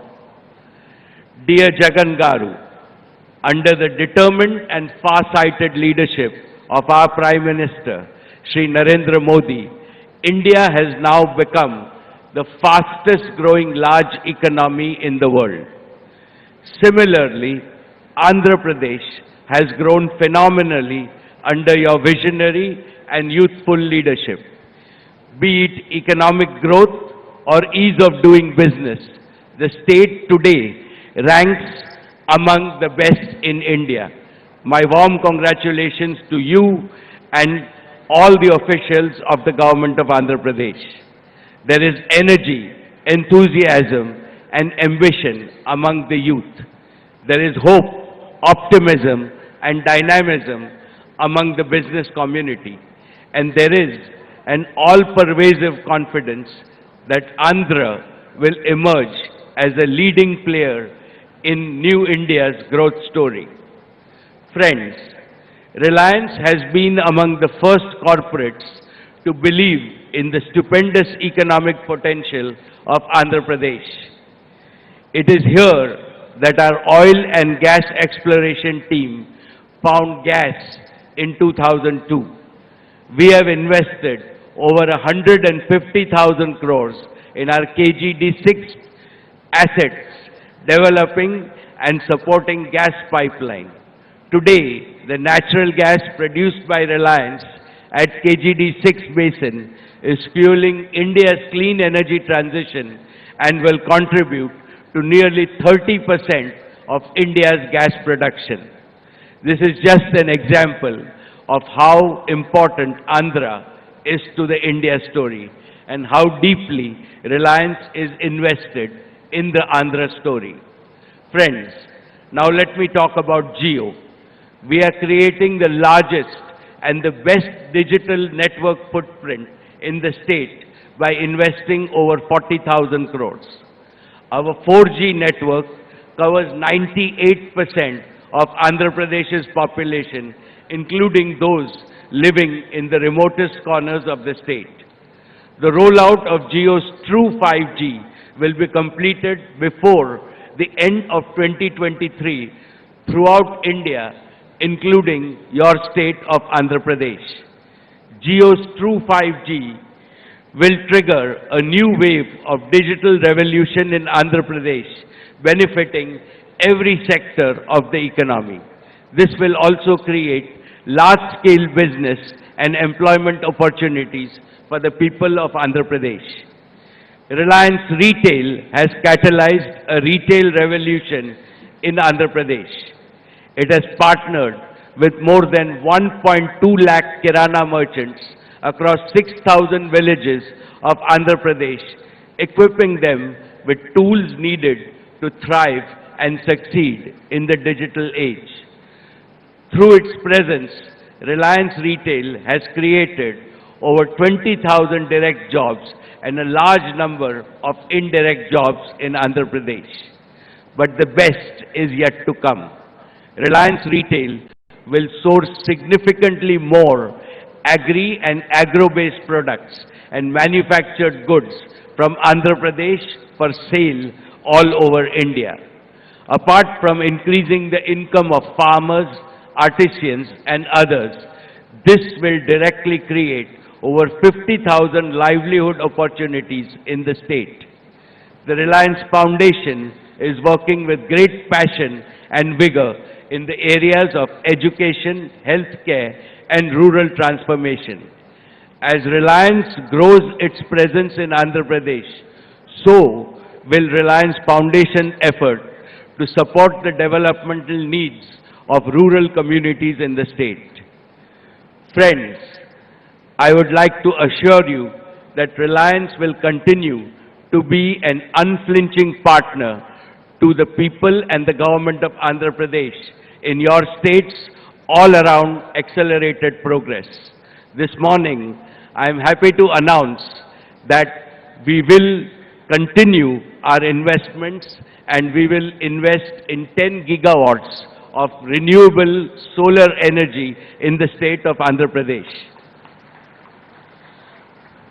I thank the government of Andhra Pradesh and all its officials for their support and encouragement, and I am particularly grateful to the Honorable Chief Minister for all his support and for inviting me to this summit. I wish the summit all success, and I am confident that it will turn a new chapter in the Andhra Pradesh growth story. Thank you. Shri Mukesh Ambani ji, बहुत शुक्रिया आपका for your unflinching faith and for being invested in the Andhra story. Now, ladies and gentlemen, before I move on to introduce our next speaker, for the sake of our international audience, I would like to explain the meaning of the word Josh. It means power-packed. So please join me for a power-packed welcome for the Honorable Chief Minister of Andhra Pradesh, Shri Y.S. Jagan Mohan Reddy Garu.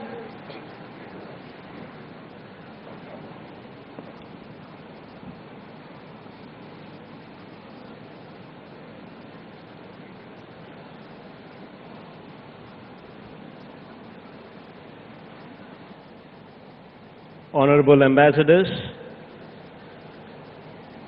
Consul Generals, the diplomats from foreign missions, my colleagues in the State Cabinet, industry doyens, business leaders and representatives, officials from the state government, ladies and gentlemen, a very good morning to you all. It's a proud moment to announce that the state has received 340 investment proposals with an investment of about 13 lakh crores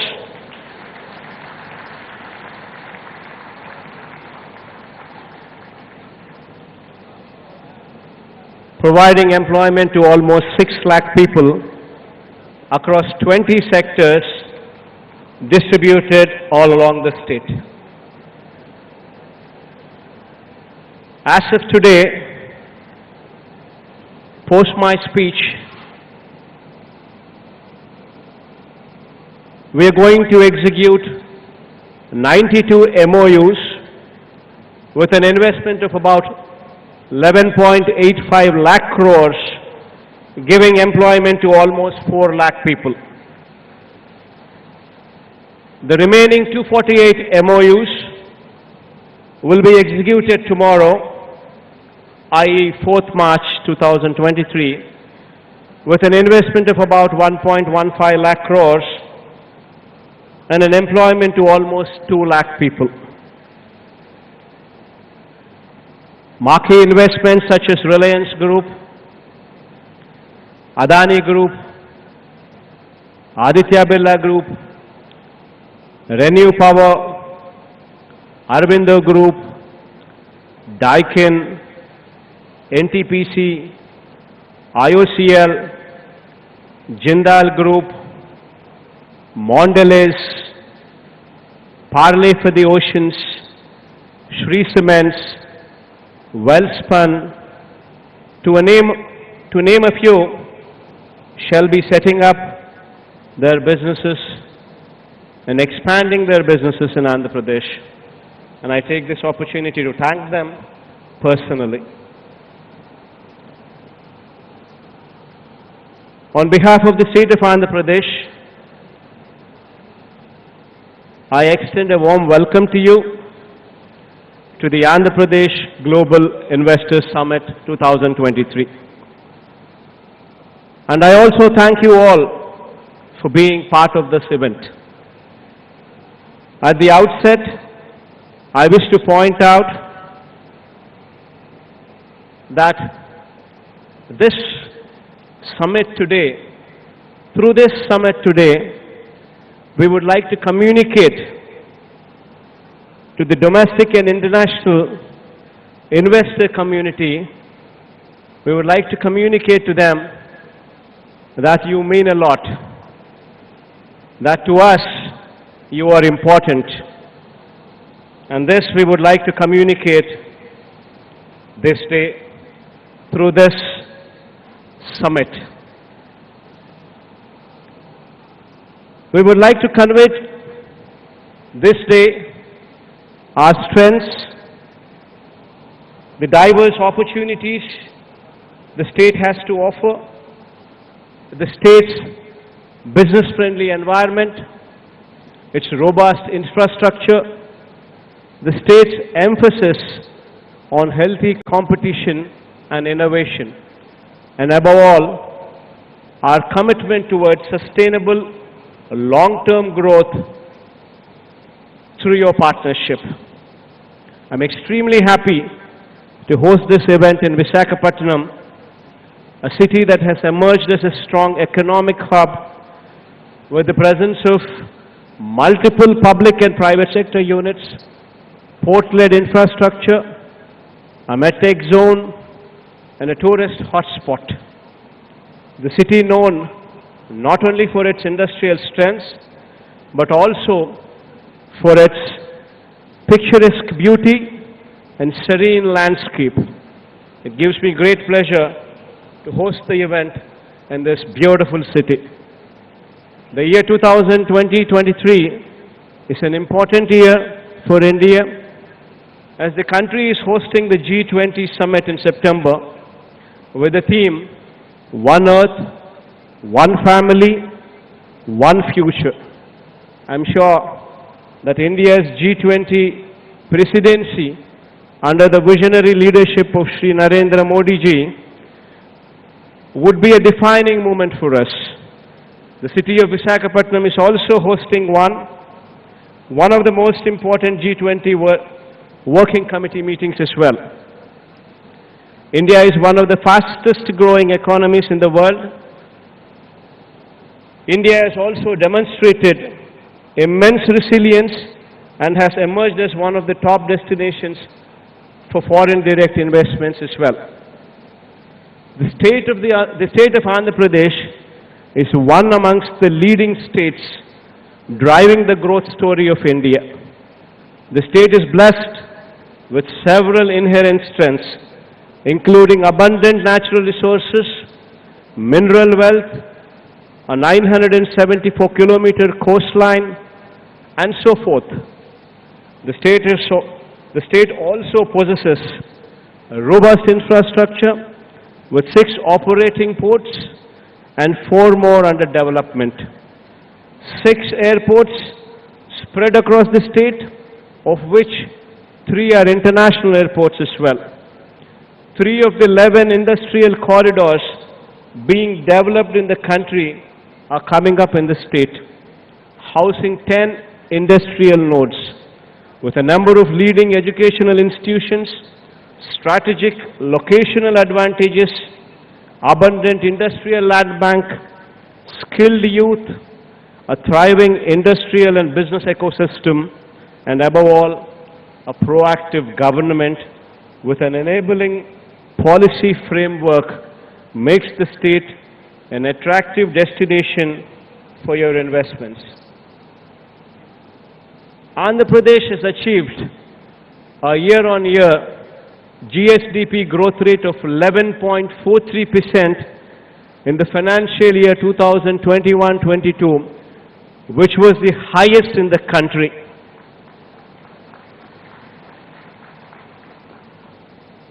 Further, in the last 3 years, the exports from our state have also increased at a compounded annual growth rate of 9.3%. Our endeavor for sustainable progress was also recognized by Niti Aayog, which rated the state number 3 in its SGD India Index rankings for 2020-21 across social, economic and environmental criteria. Our focus in the state has been on formulating several path-breaking reforms and initiatives to strengthen governance at the grassroots, improve business environment, promote policy stability, drive competitiveness, and enhance transparency to provide a low-risk investment climate.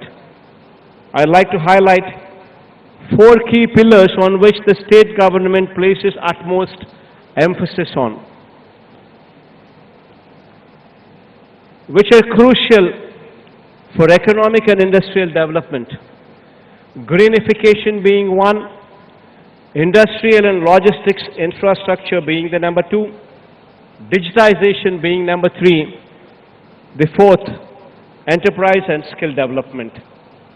On greenification front, I wish to point out that with decarbonization becoming a global imperative, our emphasis continues to be on hastening the transition to renewable energy.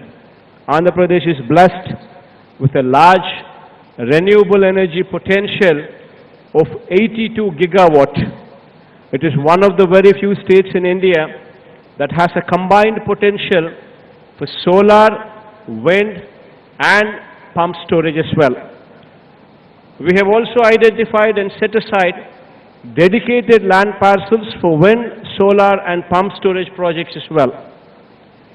Andhra Pradesh is also blessed with unique geographical features enabling a potential of 34 gigawatt in pumped hydro storage as well, which can facilitate round-the-clock renewable power. Andhra Pradesh has the potential to be one of the leading states in India for production, consumption and export of green hydrogen, green ammonia, given the long coastline we're endowed with. On the industrial and logistics infrastructure front, I wish to point out that Andhra Pradesh, with its 974-kilometer long coastline, is a gateway to India on its east coast. To strengthen the maritime sector in the state, we are developing 4 new ports at Ramayapatnam, Machilipatnam, Bavanpadu and Kakinada, in addition to the 6 operational ports. Further, the abundant land availability in close proximity to these ports enhances the potential for port-led industrialization.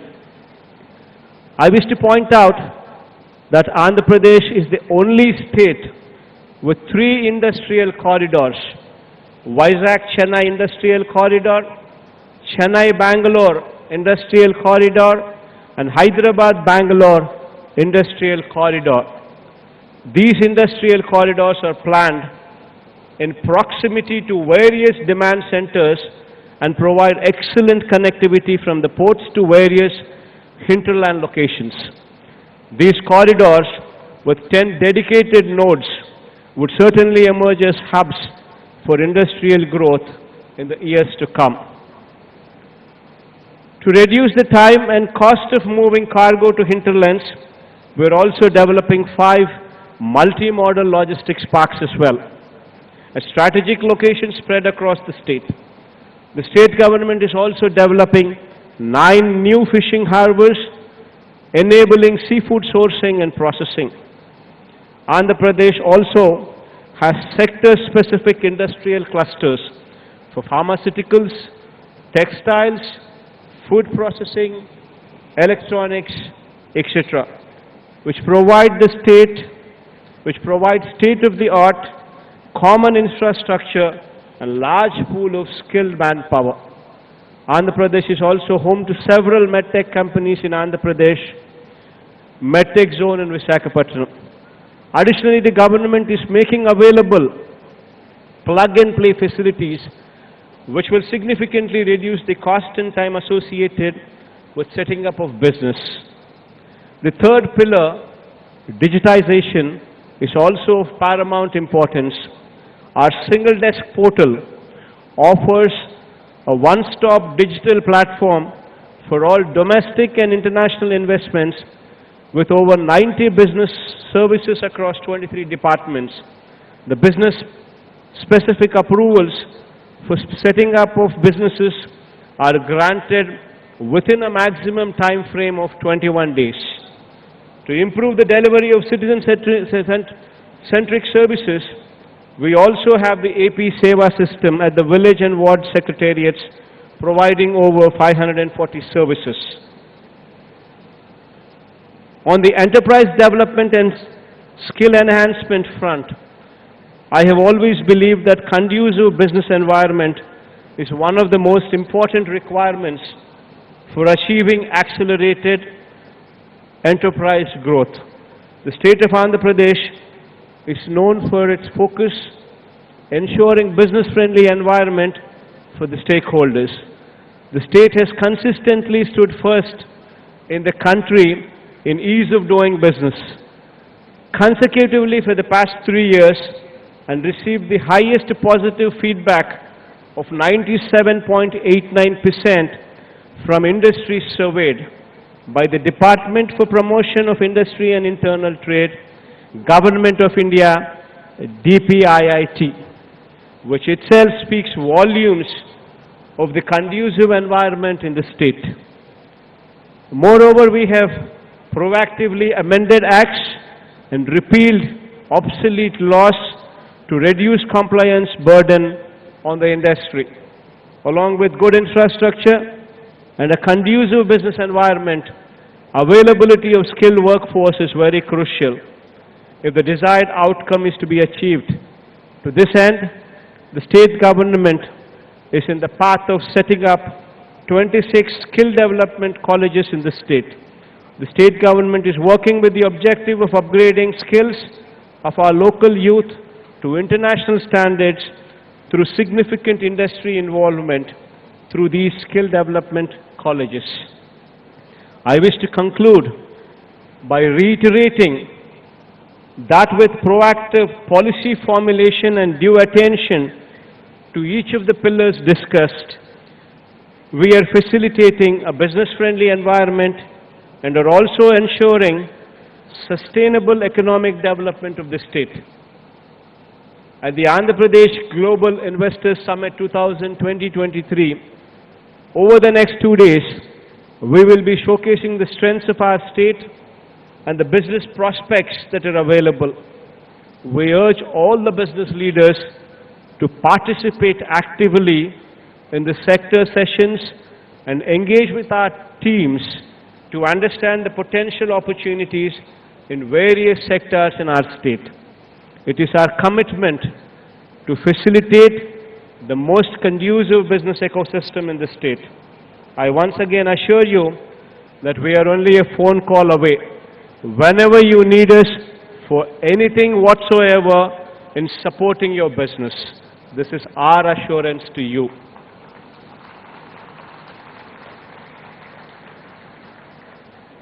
I thank you once again for being part of this summit and extending your warmth and support. I do hope that you have a wonderful time in our beautiful city of Visakhapatnam, which would be our executive capital as well in the days to come. I myself would be shortly moving over to Visakhapatnam in the days to come as well.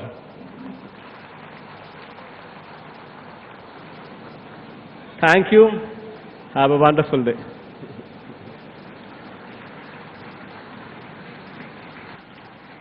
Thank you, Honorable CM Garu.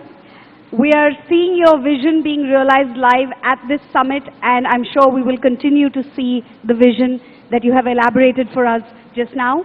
Ladies and gentlemen,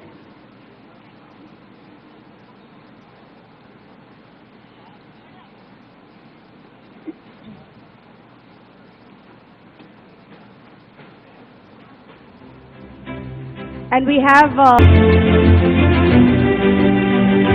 ladies and gentlemen, there is so much to showcase in this abundant, advantageous state of Andhra Pradesh.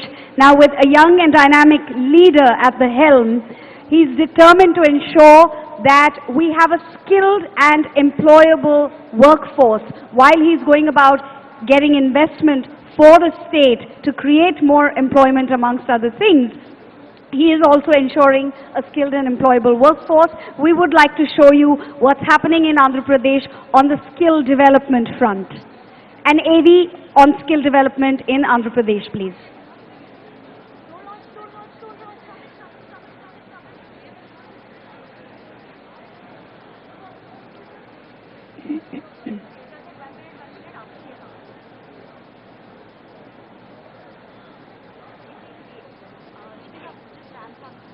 Pradesh has a unique demographic advantage thanks to its young and aspiring workforce that can focus on entrepreneurship while stressing on self-reliance.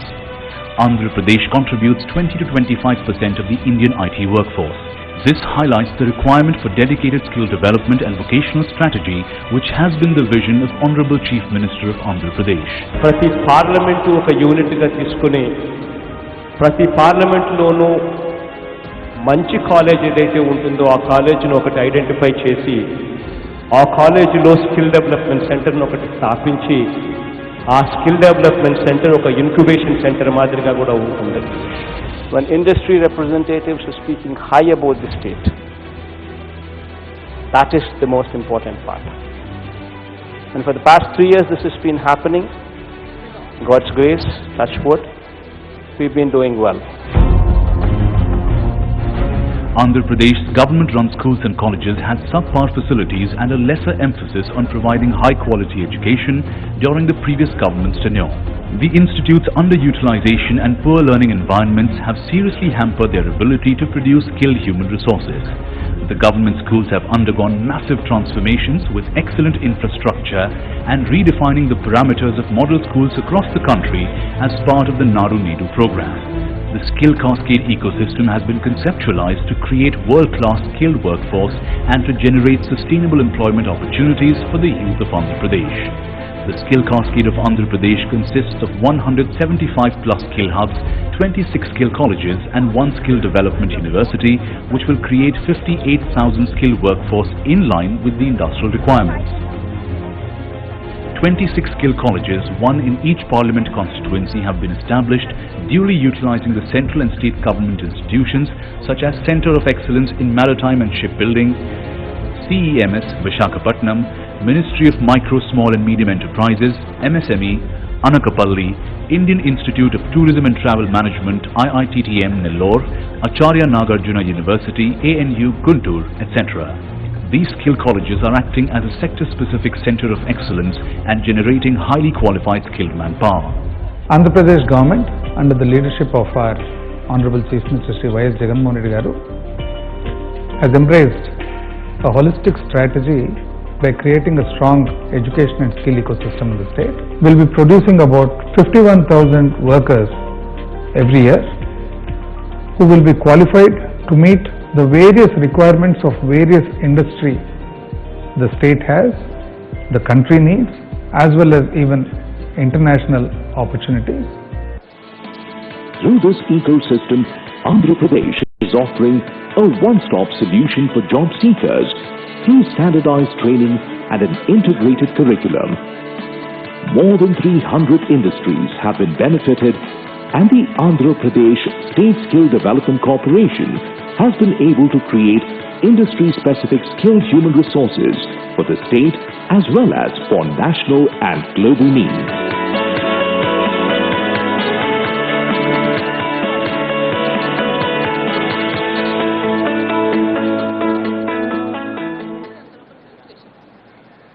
We hope you enjoyed that AV on skill development in Andhra Pradesh. Ladies and gentlemen, we are expecting the Honorable Union Minister of Road Transport and Highways to the Government of India, Shri Nitin Gadkari ji, shortly.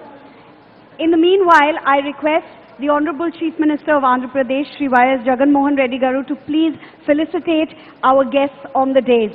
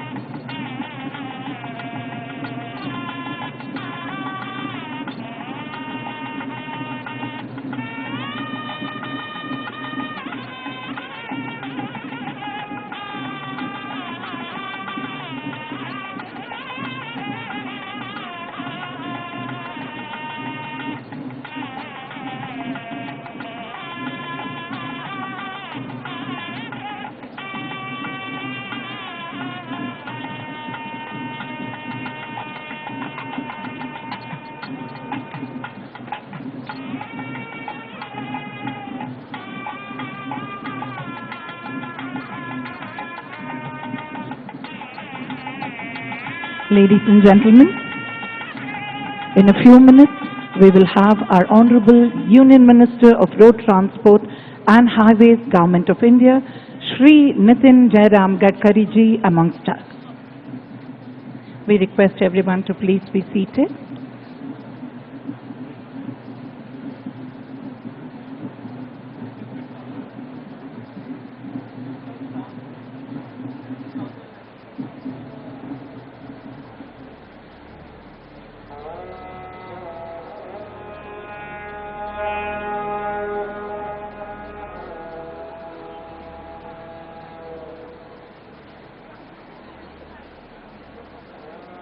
We thank our Honorable Chief Minister for felicitating the dignitaries on the dais.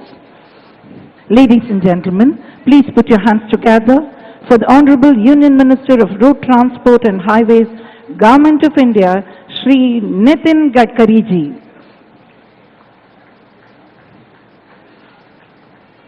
We are honored to have you amongst us, sir. आपका हार्दिक हार्दिक स्वागत है.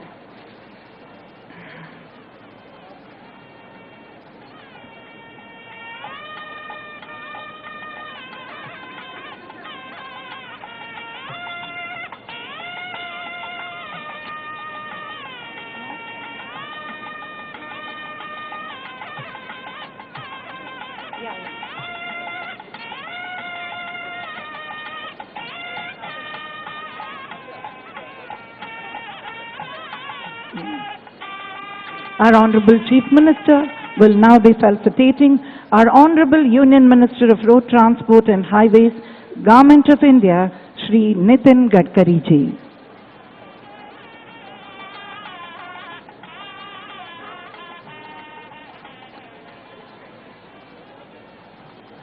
Felicitation by our Honorable Chief Minister to the Honorable Union Minister of Road Transport and Highways, Government of India, Shri Nitin Gadkari ji.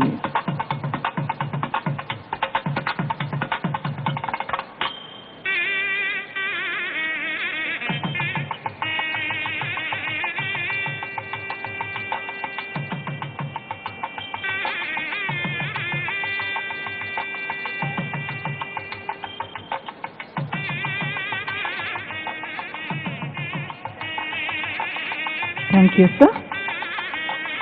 Transportation is the lifeline of a nation. Good physical connectivity in the urban and rural areas is essential for economic growth. India, the 7th largest nation with over 1 billion population, has one of the largest transport sectors. To maintain the growth momentum, it's essential to strengthen the transportation infrastructure, facilities like rail, roads, port and airport, connecting the domestic economy effectively. To shed more light, may we now invite our Honorable Union Minister of Road Transport and Highways to the Government of India, Shri Nitin Gadkari ji, to address the gathering. Welcome you, sir. Ladies and gentlemen, Honorable Union Minister of Road Transport and Highways, Government of India, Shri Nitin Gadkari ji, will now be addressing the gathering. आपका हार्दिक हार्दिक स्वागत है sir.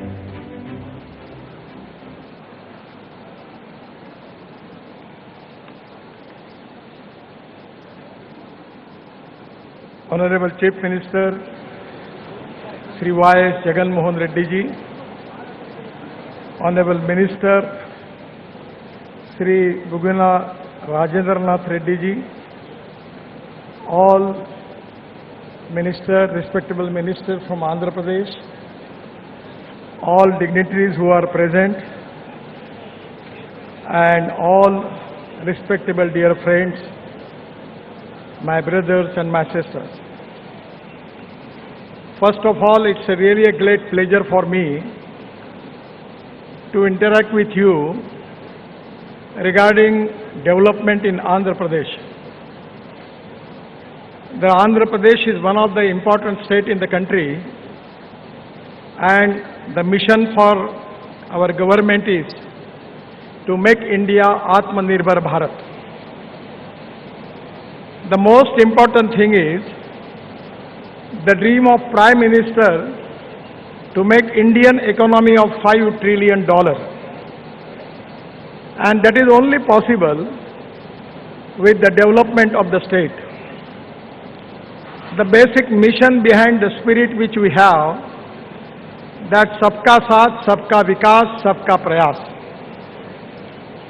And anywhere, the most important thing is we need industry.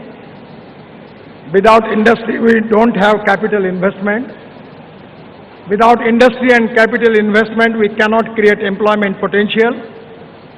And without employment potential, we cannot eradicate poverty. And the most important thing in the growth, that is we need to create employment potential, and without that we cannot eradicate the poverty. I feel that from the government of India, under the leadership of Prime Minister Narendra Modi ji, we have full support to the development of Andhra Pradesh. That is exactly which I want to convey you. The most important strength with the Andhra Pradesh is they have got 974 kilometers of sea level, which is a sea front which is available, and already the 6 ports with a cargo handling capacity of 240 million metric ton is already there. The 4 new ports under development, and state has 3 port-led industrial corridors. At the same time, today I am going to declare that all the port, either it is major port, state port, private port, my ministry has decided to connect the port with the 4-lane national highway, which is very important, and we have taken that task. For that reason, we have also, there are 3 port-led industrial corridors. One is Visakhapatnam, Chennai. We had already decided to develop multimodal logistic park on that road. The Chennai-Bangalore Industrial Corridor, Hyderabad-Bangalore Industrial Corridor in Anantapur, we have already planned for multimodal logistic park. The road infrastructure in AP is very important. I am always telling to the people about the famous statement of American President John F. Kennedy, that American roads are not good because America is rich, but America is rich because American roads are good. The total road network in Andhra Pradesh is 1,34,280 kilometers. The national highway length before 2014 it was 4,193 kilometers. When Prime Minister Modi ji under his leadership at 2014, I have taken as a charge as a minister, the NH length of Andhra Pradesh is increased by 109% and now it is 8,745 kilometers. We are making Greenfield Expressway corridor, which are very important for industrial development, and without that no one is going to invest. The total number of Greenfield Expressway, 5 numbers we are going to develop, and total Greenfield length is 662 kilometers, and we are spending 30,000 crores on that. The Greenfield Express Highway, the important highway, is very important because when I was shipping minister, there was a lot of problem related with the railway as far as the transport of goods from Andhra Pradesh, from Visakhapatnam to Raipur in Chhattisgarh. And that is really a bottleneck. That's why we have decided at that time to construct Raipur-Visakhapatnam Expressway corridor, and this is very important. Presently, we have already started the work. Before end of 24, we are going to complete this work, and then Visakhapatnam to Raipur will be only with 5.5 hours will be completed by the car. For truck, it will take 8 to 9 hours. Presently, lot of bottlenecks are there, but it is going to be related to Chhattisgarh, and Chhattisgarh is a mineral-rich state. And regarding export and import activities, this corridor is very important. The other important road is Bangalore-Chennai Expressway. Presently, it takes 4 hours, 5 hours, but we are going to complete this before December 24. Already work is going on. It will be only with 2 hours from Bangalore to Chennai. The third is Hyderabad-Visakhapatnam. This is also very important, and we will complete this before December 24. Then Chittoor-Thachur Express Highway, we will complete this within December 24. Then it will be only with 1.5 hours. Then Bangalore-Kadapa-Vijayawada, 12 hours, presently it takes, but it will be 6 hours, and we will complete before December 24. The most important thing in Bangalore-Chennai Expressway, the 85 kilometer of length is in Andhra Pradesh, and already work has started. Already this all 85 kilometer Andhra Pradesh, the work is awarded. The cost of this project is 5,000, and because of Bangalore and Chennai, within 2 hours, the Andhra Pradesh government can take the initiative to develop industrial clusters, logistic parks, and development of different industry on this highway, which is going to connect Chennai and Bangalore. I also very much confident about Raipur-Visakhapatnam, where there is a huge possibility of making industrial park, industrial cluster, logistic park. The distance is 465 kilometers, and total length in Andhra Pradesh is 100 kilometers. The cost is 4,500 crore. The already 12 kilometer length is completed. These are very important highways which are very helpful for industrial development in the state.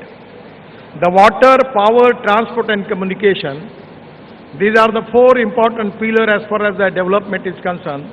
And as for the road infrastructure is concerned, we have already taken responsibility of making good standard infrastructure of international standard in Andhra Pradesh.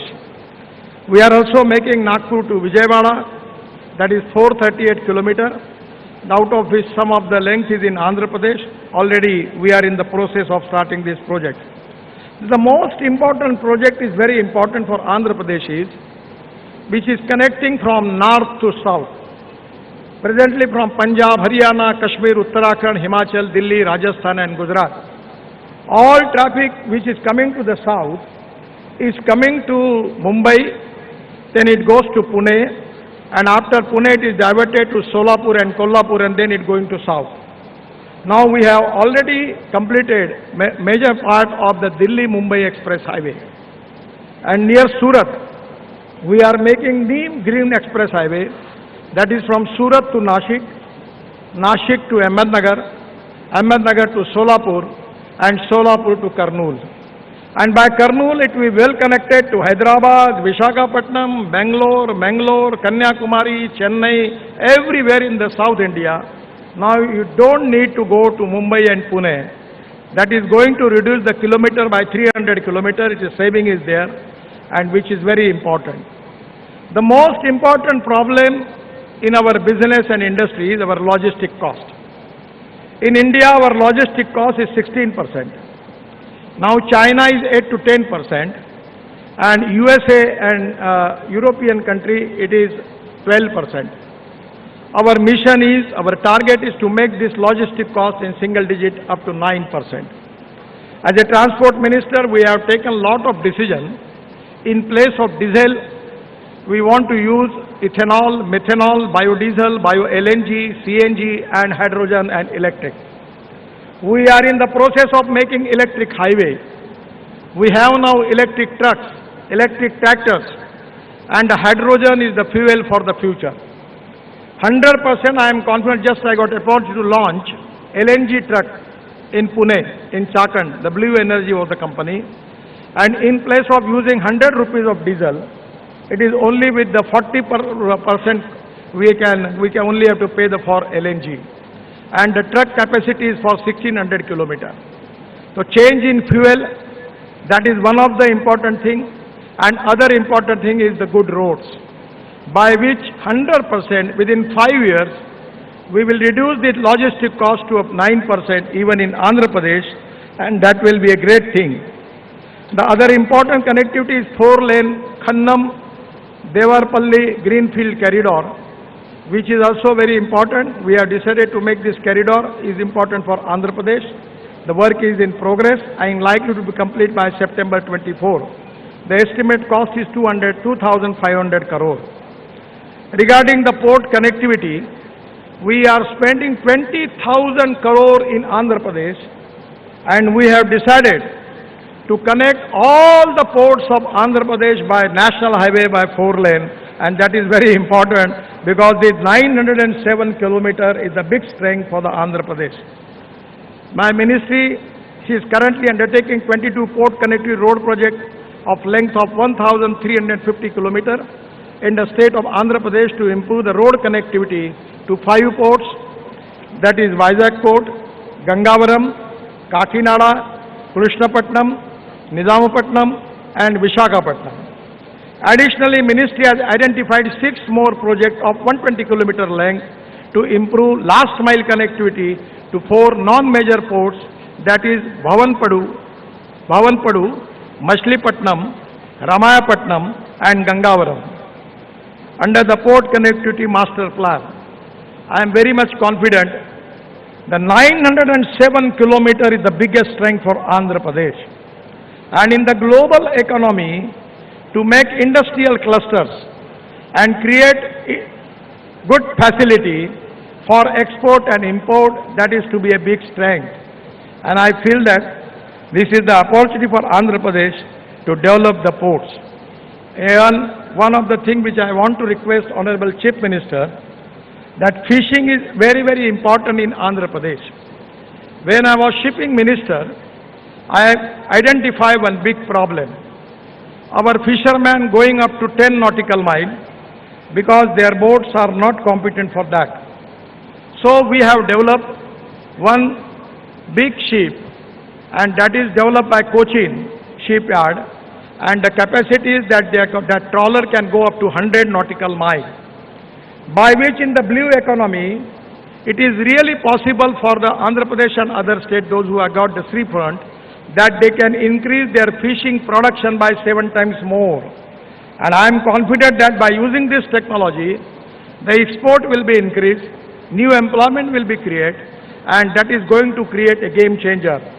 So by going up to 100 nautical miles, we can easily, it can possible to increase the production of blue economy 7 times more.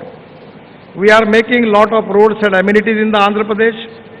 At the same time, we are making 27 green express highway and access control corridors of length of 10,000 kilometers in the country, where it can be easy to connect all the greenfield corridor of Andhra Pradesh. I am really happy that multimodal logistic parks we are making, and that is also very important, Anantapur and Visakhapatnam. The linkage with Vizag, Chennai, Hyderabad, Bangalore industrial corridor, it's very important. My request to Honorable Chief Minister, anywhere on the national highway, if the government is ready to give the land, we can make the partnership 50-50. Land will be given by the state government and the capital cost will be borne by NHI, and we are ready to make all this logistic park which are very important as far as the futuristic trade and business is concerned. All 22 projects related with the port project connectivity, where also we are committed, we are going to start this work. My request to Honorable Chief Minister, that on this road, if the government is ready to give the land, we are ready to develop multimodal logistic park there, and it can be really a good thing for it. Already we have making 500 bus port like airports. The Tirupati, already we have selected intramodal bus station at Tirupati. If the state government is ready to give the land, we are ready to develop bus port. Now, this is the most important thing is, we are also working on particularly ropeway, cable car, funicular railway and mass rapid transport. We have 260 proposals where we are working, and I am giving assurance that already Sri Silam and Kanakadurga, the project has already approved by my ministry, and even other some proposals are there, we will positively consider. The most important thing is roadside, we are developing optical fiber cable. It is very important to create IT infrastructure with a low cost by utilizing existing ROW on national highway. Pilot project has already taken from Hyderabad to Bangalore corridor, 512 km, where my department has taken a responsibility to make optic fiber cable between Bangalore and Hyderabad. The planning for development of optic fiber cable in Andhra Pradesh, Bangalore Chennai 262 km, Hyderabad Visakhapatnam 222 km, Indore Hyderabad it is 530 km, Raipur Visakhapatnam it is 465 km, Hyderabad Raipur it is 330 km. This optic fiber cable also we are planning for making of gas line electric cable, by which it can be easy not only for connectivity but even the gas, transport of gas will be possible. 100% it is going to useful to make new industrial clusters where it can be definitely going to very useful. The most important subject related with my ministry is automobile industry. Presently the size of this industry is 7.5 lakh crore. We are now number 3. Previously our number was 4 and Japan number was 3. But now we just surpassed Japan and we are number 3. China is number 1, USA number 2 and India is number 3. As a ministry we have accepted the challenge that within 5 years we want to make our number 1 manufacturing hub in India. Already in Andhra Pradesh there are a lot of brands, automobile brands. They have their manufacturing plant already here. Now we are electric vehicle, electric car, electric scooter, electric truck, even in the expo. The heavy equipment machinery companies have developed all their big machine on electric. Now they are developing on CNG, hybrid with diesel, also developing with hydrogen. So I feel that this is to be the future. I am really happy that Andhra Pradesh government is encouraging the e-vehicle manufacturing industry. At the same time, when automobile industry were targeted to take it up to 15 lakh crore, there is a huge opportunity for investment in this sector in Andhra Pradesh. This is the sector which is already create 4.5 crore jobs in the country. This is the sector which is giving maximum tax revenue at the form of GST to the state government and central government. This is the industry which have maximum export, and already when ancillary industry is already developed, it creates more jobs. My request to Honorable Chief Minister that presently we have 21 lakh electric vehicles. Everywhere there is a waiting list now. The people are coming to me that please give your letter that we want e-vehicle. My suggestion to Honorable Chief Minister that we need to increase the production. 2 days before I inaugurate scrapping center of Tata Motor, the MD was with me, and I suggest him that you should increase your manufacturing capacity 100 times more, because the market is very big. And today, once upon a time, the cost of lithium-ion battery was $150 per hour, but now it comes to $115, and I am confident that within due course of time it will come to $100. Then the petrol vehicle cost and electric vehicle cost will be the same.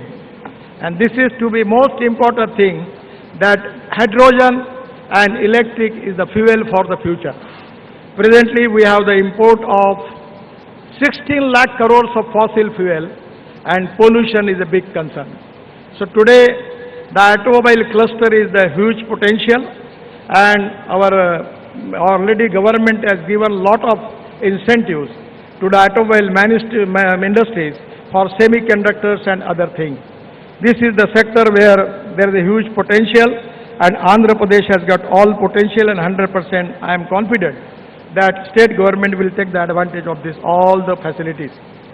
Regarding the battery technology, aluminum ion, zinc ion, sodium ion, lithium ion, we have developed now aluminum air technology. The most important thing is public transport. I know that everywhere in the state corporation are not in good position. Horn छोड़कर सब बचता है उसमें. That is the situation. So we have just decided, this is a very, very economic model that is based on the London transport model. We have received the tender for 5,000 buses. The cost coming for AC bus 41 rupees per kilometer, and for non-AC bus 39 rupees per kilometer. And the best in Mumbai running their bus, diesel bus, the cost is coming 115 rupees per kilometer. We don't need any investment from the state government. Now we are making a model by which escrow account will be there, and the operator will be purchased the buses. And my idea is to at least encourage public transport in India. I just got opportunity to launch sleeper coach bus of Volvo in Bangalore. Now they are making business class bus. We need to discourage the people to take their own car. And the public transport is very important. We want to support this proposal, and we are planning scheme for that, where state government don't need to invest anything, but we can give you new electric buses, and it can resolve the problem. We can reduce the ticket rate also, and we will give the air condition facility to the people.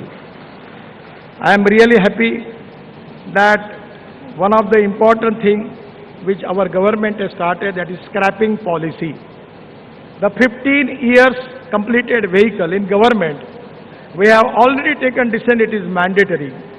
And the finance minister has declared a special scheme by which if the state government want to scrap their vehicle, there is also an incentive and scheme for that. Now we have a big automobile industry. We have to make the import of aluminium, copper, steel, rubber and plastic. So this is the energy, that two important philosophy, waste to wealth. So this wealth can be used for development of wealth. I always talk to people about the two philosophies. One is knowledge, innovation, entrepreneurship, science, technology, research, skilled and successful practices. We name it as knowledge, and conversion of knowledge into wealth is the future. The futuristic technology is very important for the state government and central government to access. And the other important philosophy is no one is best. No material is best, no person is best. It is depending upon the appropriate leadership, it is depending upon the appropriate technology that you can convert waste into wealth. We are adding 50% rubber powder in bitumen. Now we are making bitumen from rice straw. Bitumen, bio-bitumen and biochar. So there are a lot of things. We are making bioethanol. Now we are allowing farmer to make ethanol from broken rice, from food grains, from bamboo. And there is a huge potential because our import is of 16 lakh crore. Really, it is a game changer. In due course of time, many companies are ready to launch their flex engines. Already Bajaj, TVS and Hero.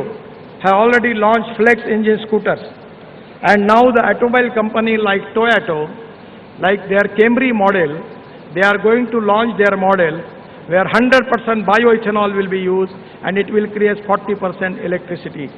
Then the cost of petrol will come to 25 rupees per liter. So that is the reason it is import substitute, cost effective, pollution free and indigenous. My request to Honorable Chief Minister to please consider and encourage this. Regarding this scrapping also, every district, they can start 3 to 4 stations where already the scrapping is started. Already big companies have already started 25 units in India, and I feel that it can be a great opportunity. I am really happy that Andhra Pradesh is developing, and that is one of the reasons that Andhra Pradesh has got the potential of water, power, transport and communication. When I was minister, I got appointed to construct Polavaram irrigation project as a water resources minister. Water is a very crucial issue, and now today the water, power, transport and communication is available. A full support from the central government for development of Andhra Pradesh is there under the leadership of Modi ji, and at the same time I am happy that the state is progressive. One of the important demands from the Chief Minister is with me, that is the making of 6-lane Vizag Port Highway and NH16 near Bhogapuram. The length is 55 km, cost is 6,300 crore, and state is going to contribute for land and giving me some concession. I already request the Chief Minister and the Chief Secretary. They have given me the letter, and also 157 acre of land for multimodal logistic park they are giving. From my ministry, I am sanctioned this important project, which is very important for Andhra Pradesh and dream project of Honorable Chief Minister.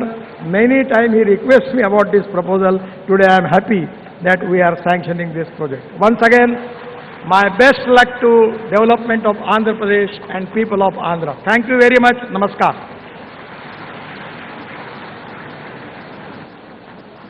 आपके सुनहरे शब्दों के लिए दिल से धन्यवाद सन्मान्य Shri Gadkari ji. We are honored and inspired by your words, sir. Thank you for that encouraging keynote address. For the pleasant task of proposing the vote of thanks, it's a pleasure to now invite Special Chief Secretary, Industries and Commerce and Infrastructure and Investment, Government of Andhra Pradesh, Shri R. Karikal Valaven Garu. Welcome, sir. Honorable Chief Minister, Honorable Union Minister, Honorable State Cabinet Ministers, distinguished guests on the staya, distinguished guests of the stage, respected ambassadors, Your Excellencies, the country industry delegations, industry leaders, friends from the media, ladies and gentlemen, good afternoon to all of you. So on behalf of the people of Andhra Pradesh and on behalf of the state of Andhra Pradesh, I would like to thank our Honorable Chief Minister for giving us this opportunity to conduct such a big event, a Global Investor Summit by the state itself, to build a strong foundation of economic development for the welfare of its people and guiding us on this journey to build the state as a preferred global destination for the decades to come. Under the Honorable Chief Minister's leadership, the government has taken numerous steps to enable rapid economic growth by ensuring stable governance and hassle-free business environment. At present, 88 projects are under active implementation with a total investment of 2,35,000 crores, with a potential to create employment of 2,37,000 persons. This way, the state has laid a robust infrastructure foundation by building 4 new ports, 9 fishing harbors, high-grade steel plants, 3 economic corridors, industrial grids, water, power and gas, MSME clusters, industrial parks targeted to better socio-economic outcomes of the people. Today's summit celebrates the immense efforts made by our state government that have come to fruition today. With this background, I feel privileged to propose a vote of thanks for today's Global Investor Summit. On behalf of the state government, I would like to thank the Honorable Union Minister, Shri Nitin Gadkari ji, for graciously accepting to grace this occasion, inaugural session. His constant encouragement and support to Andhra Pradesh have always helped our state to progress from strength to strength. I would also like to thank the special guests from the industries, distinguished ambassadors, the diplomats, the trade delegations from various countries, industrial leaders from India and Andhra Pradesh, friends from the media who are here today at the summit. Your presence provides us the encouragement, the required encouragement and confidence to constantly strive, work closely with the industry. We are also thankful to all the investors. We welcome the investors who have come on a very large scale. And as our Honorable Chief Minister has announced, 13 lakh crores of investment, 340 proposals, companies. This is a very great achievement, and I really, we are proud of that, and we are thankful to our Honorable Chief Minister for giving this opportunity. And as our Honorable Chief Minister assured, we'll be with the investors. We provide all the support, we provide all the hand-holding. We'll be with you throughout your life cycle. My special thanks to the departments of Government of India who have provided us all the support. And also, I thank all the departments of the state government who have really helped us in organizing this event. On behalf of the Government of Andhra Pradesh, I thank each and every one of you, each and every one of delegates, because every one of you is our guest. So, I thank on behalf of the state government, on behalf of the Honorable Chief Minister, every one of you, and thank you very much. And I request you to please join for the lunch. So before lunch, I request the Honorable Union Minister to inaugurate the exhibition in the presence of the Honorable Chief Minister. Thank you very much.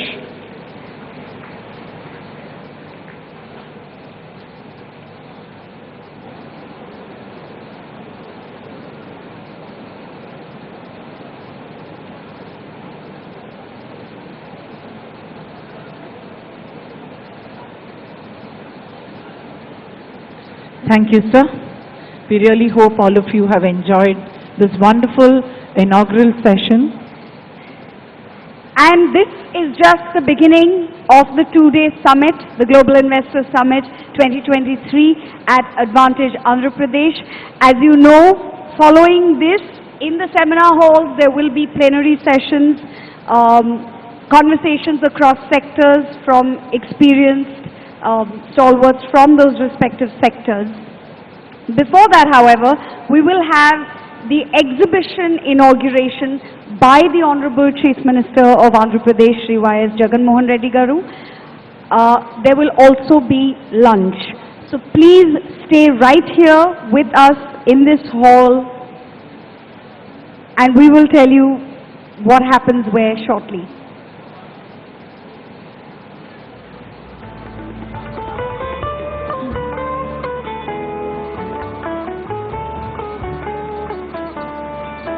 We thank our honorable dignitaries on the dais for this wonderful inaugural session.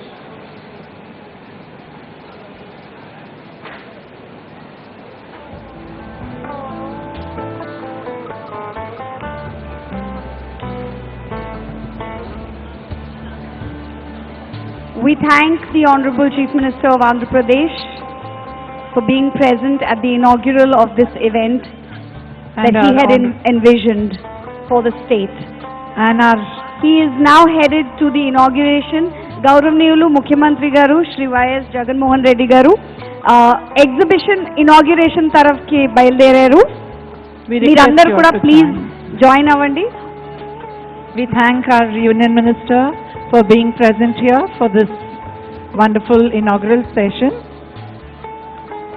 Now, the exhibition will be inaugurated. We request you all to be part of that event as well. The exhibition inauguration is to the stage left, which would mean your right, the right-hand side for the audience, and stage left.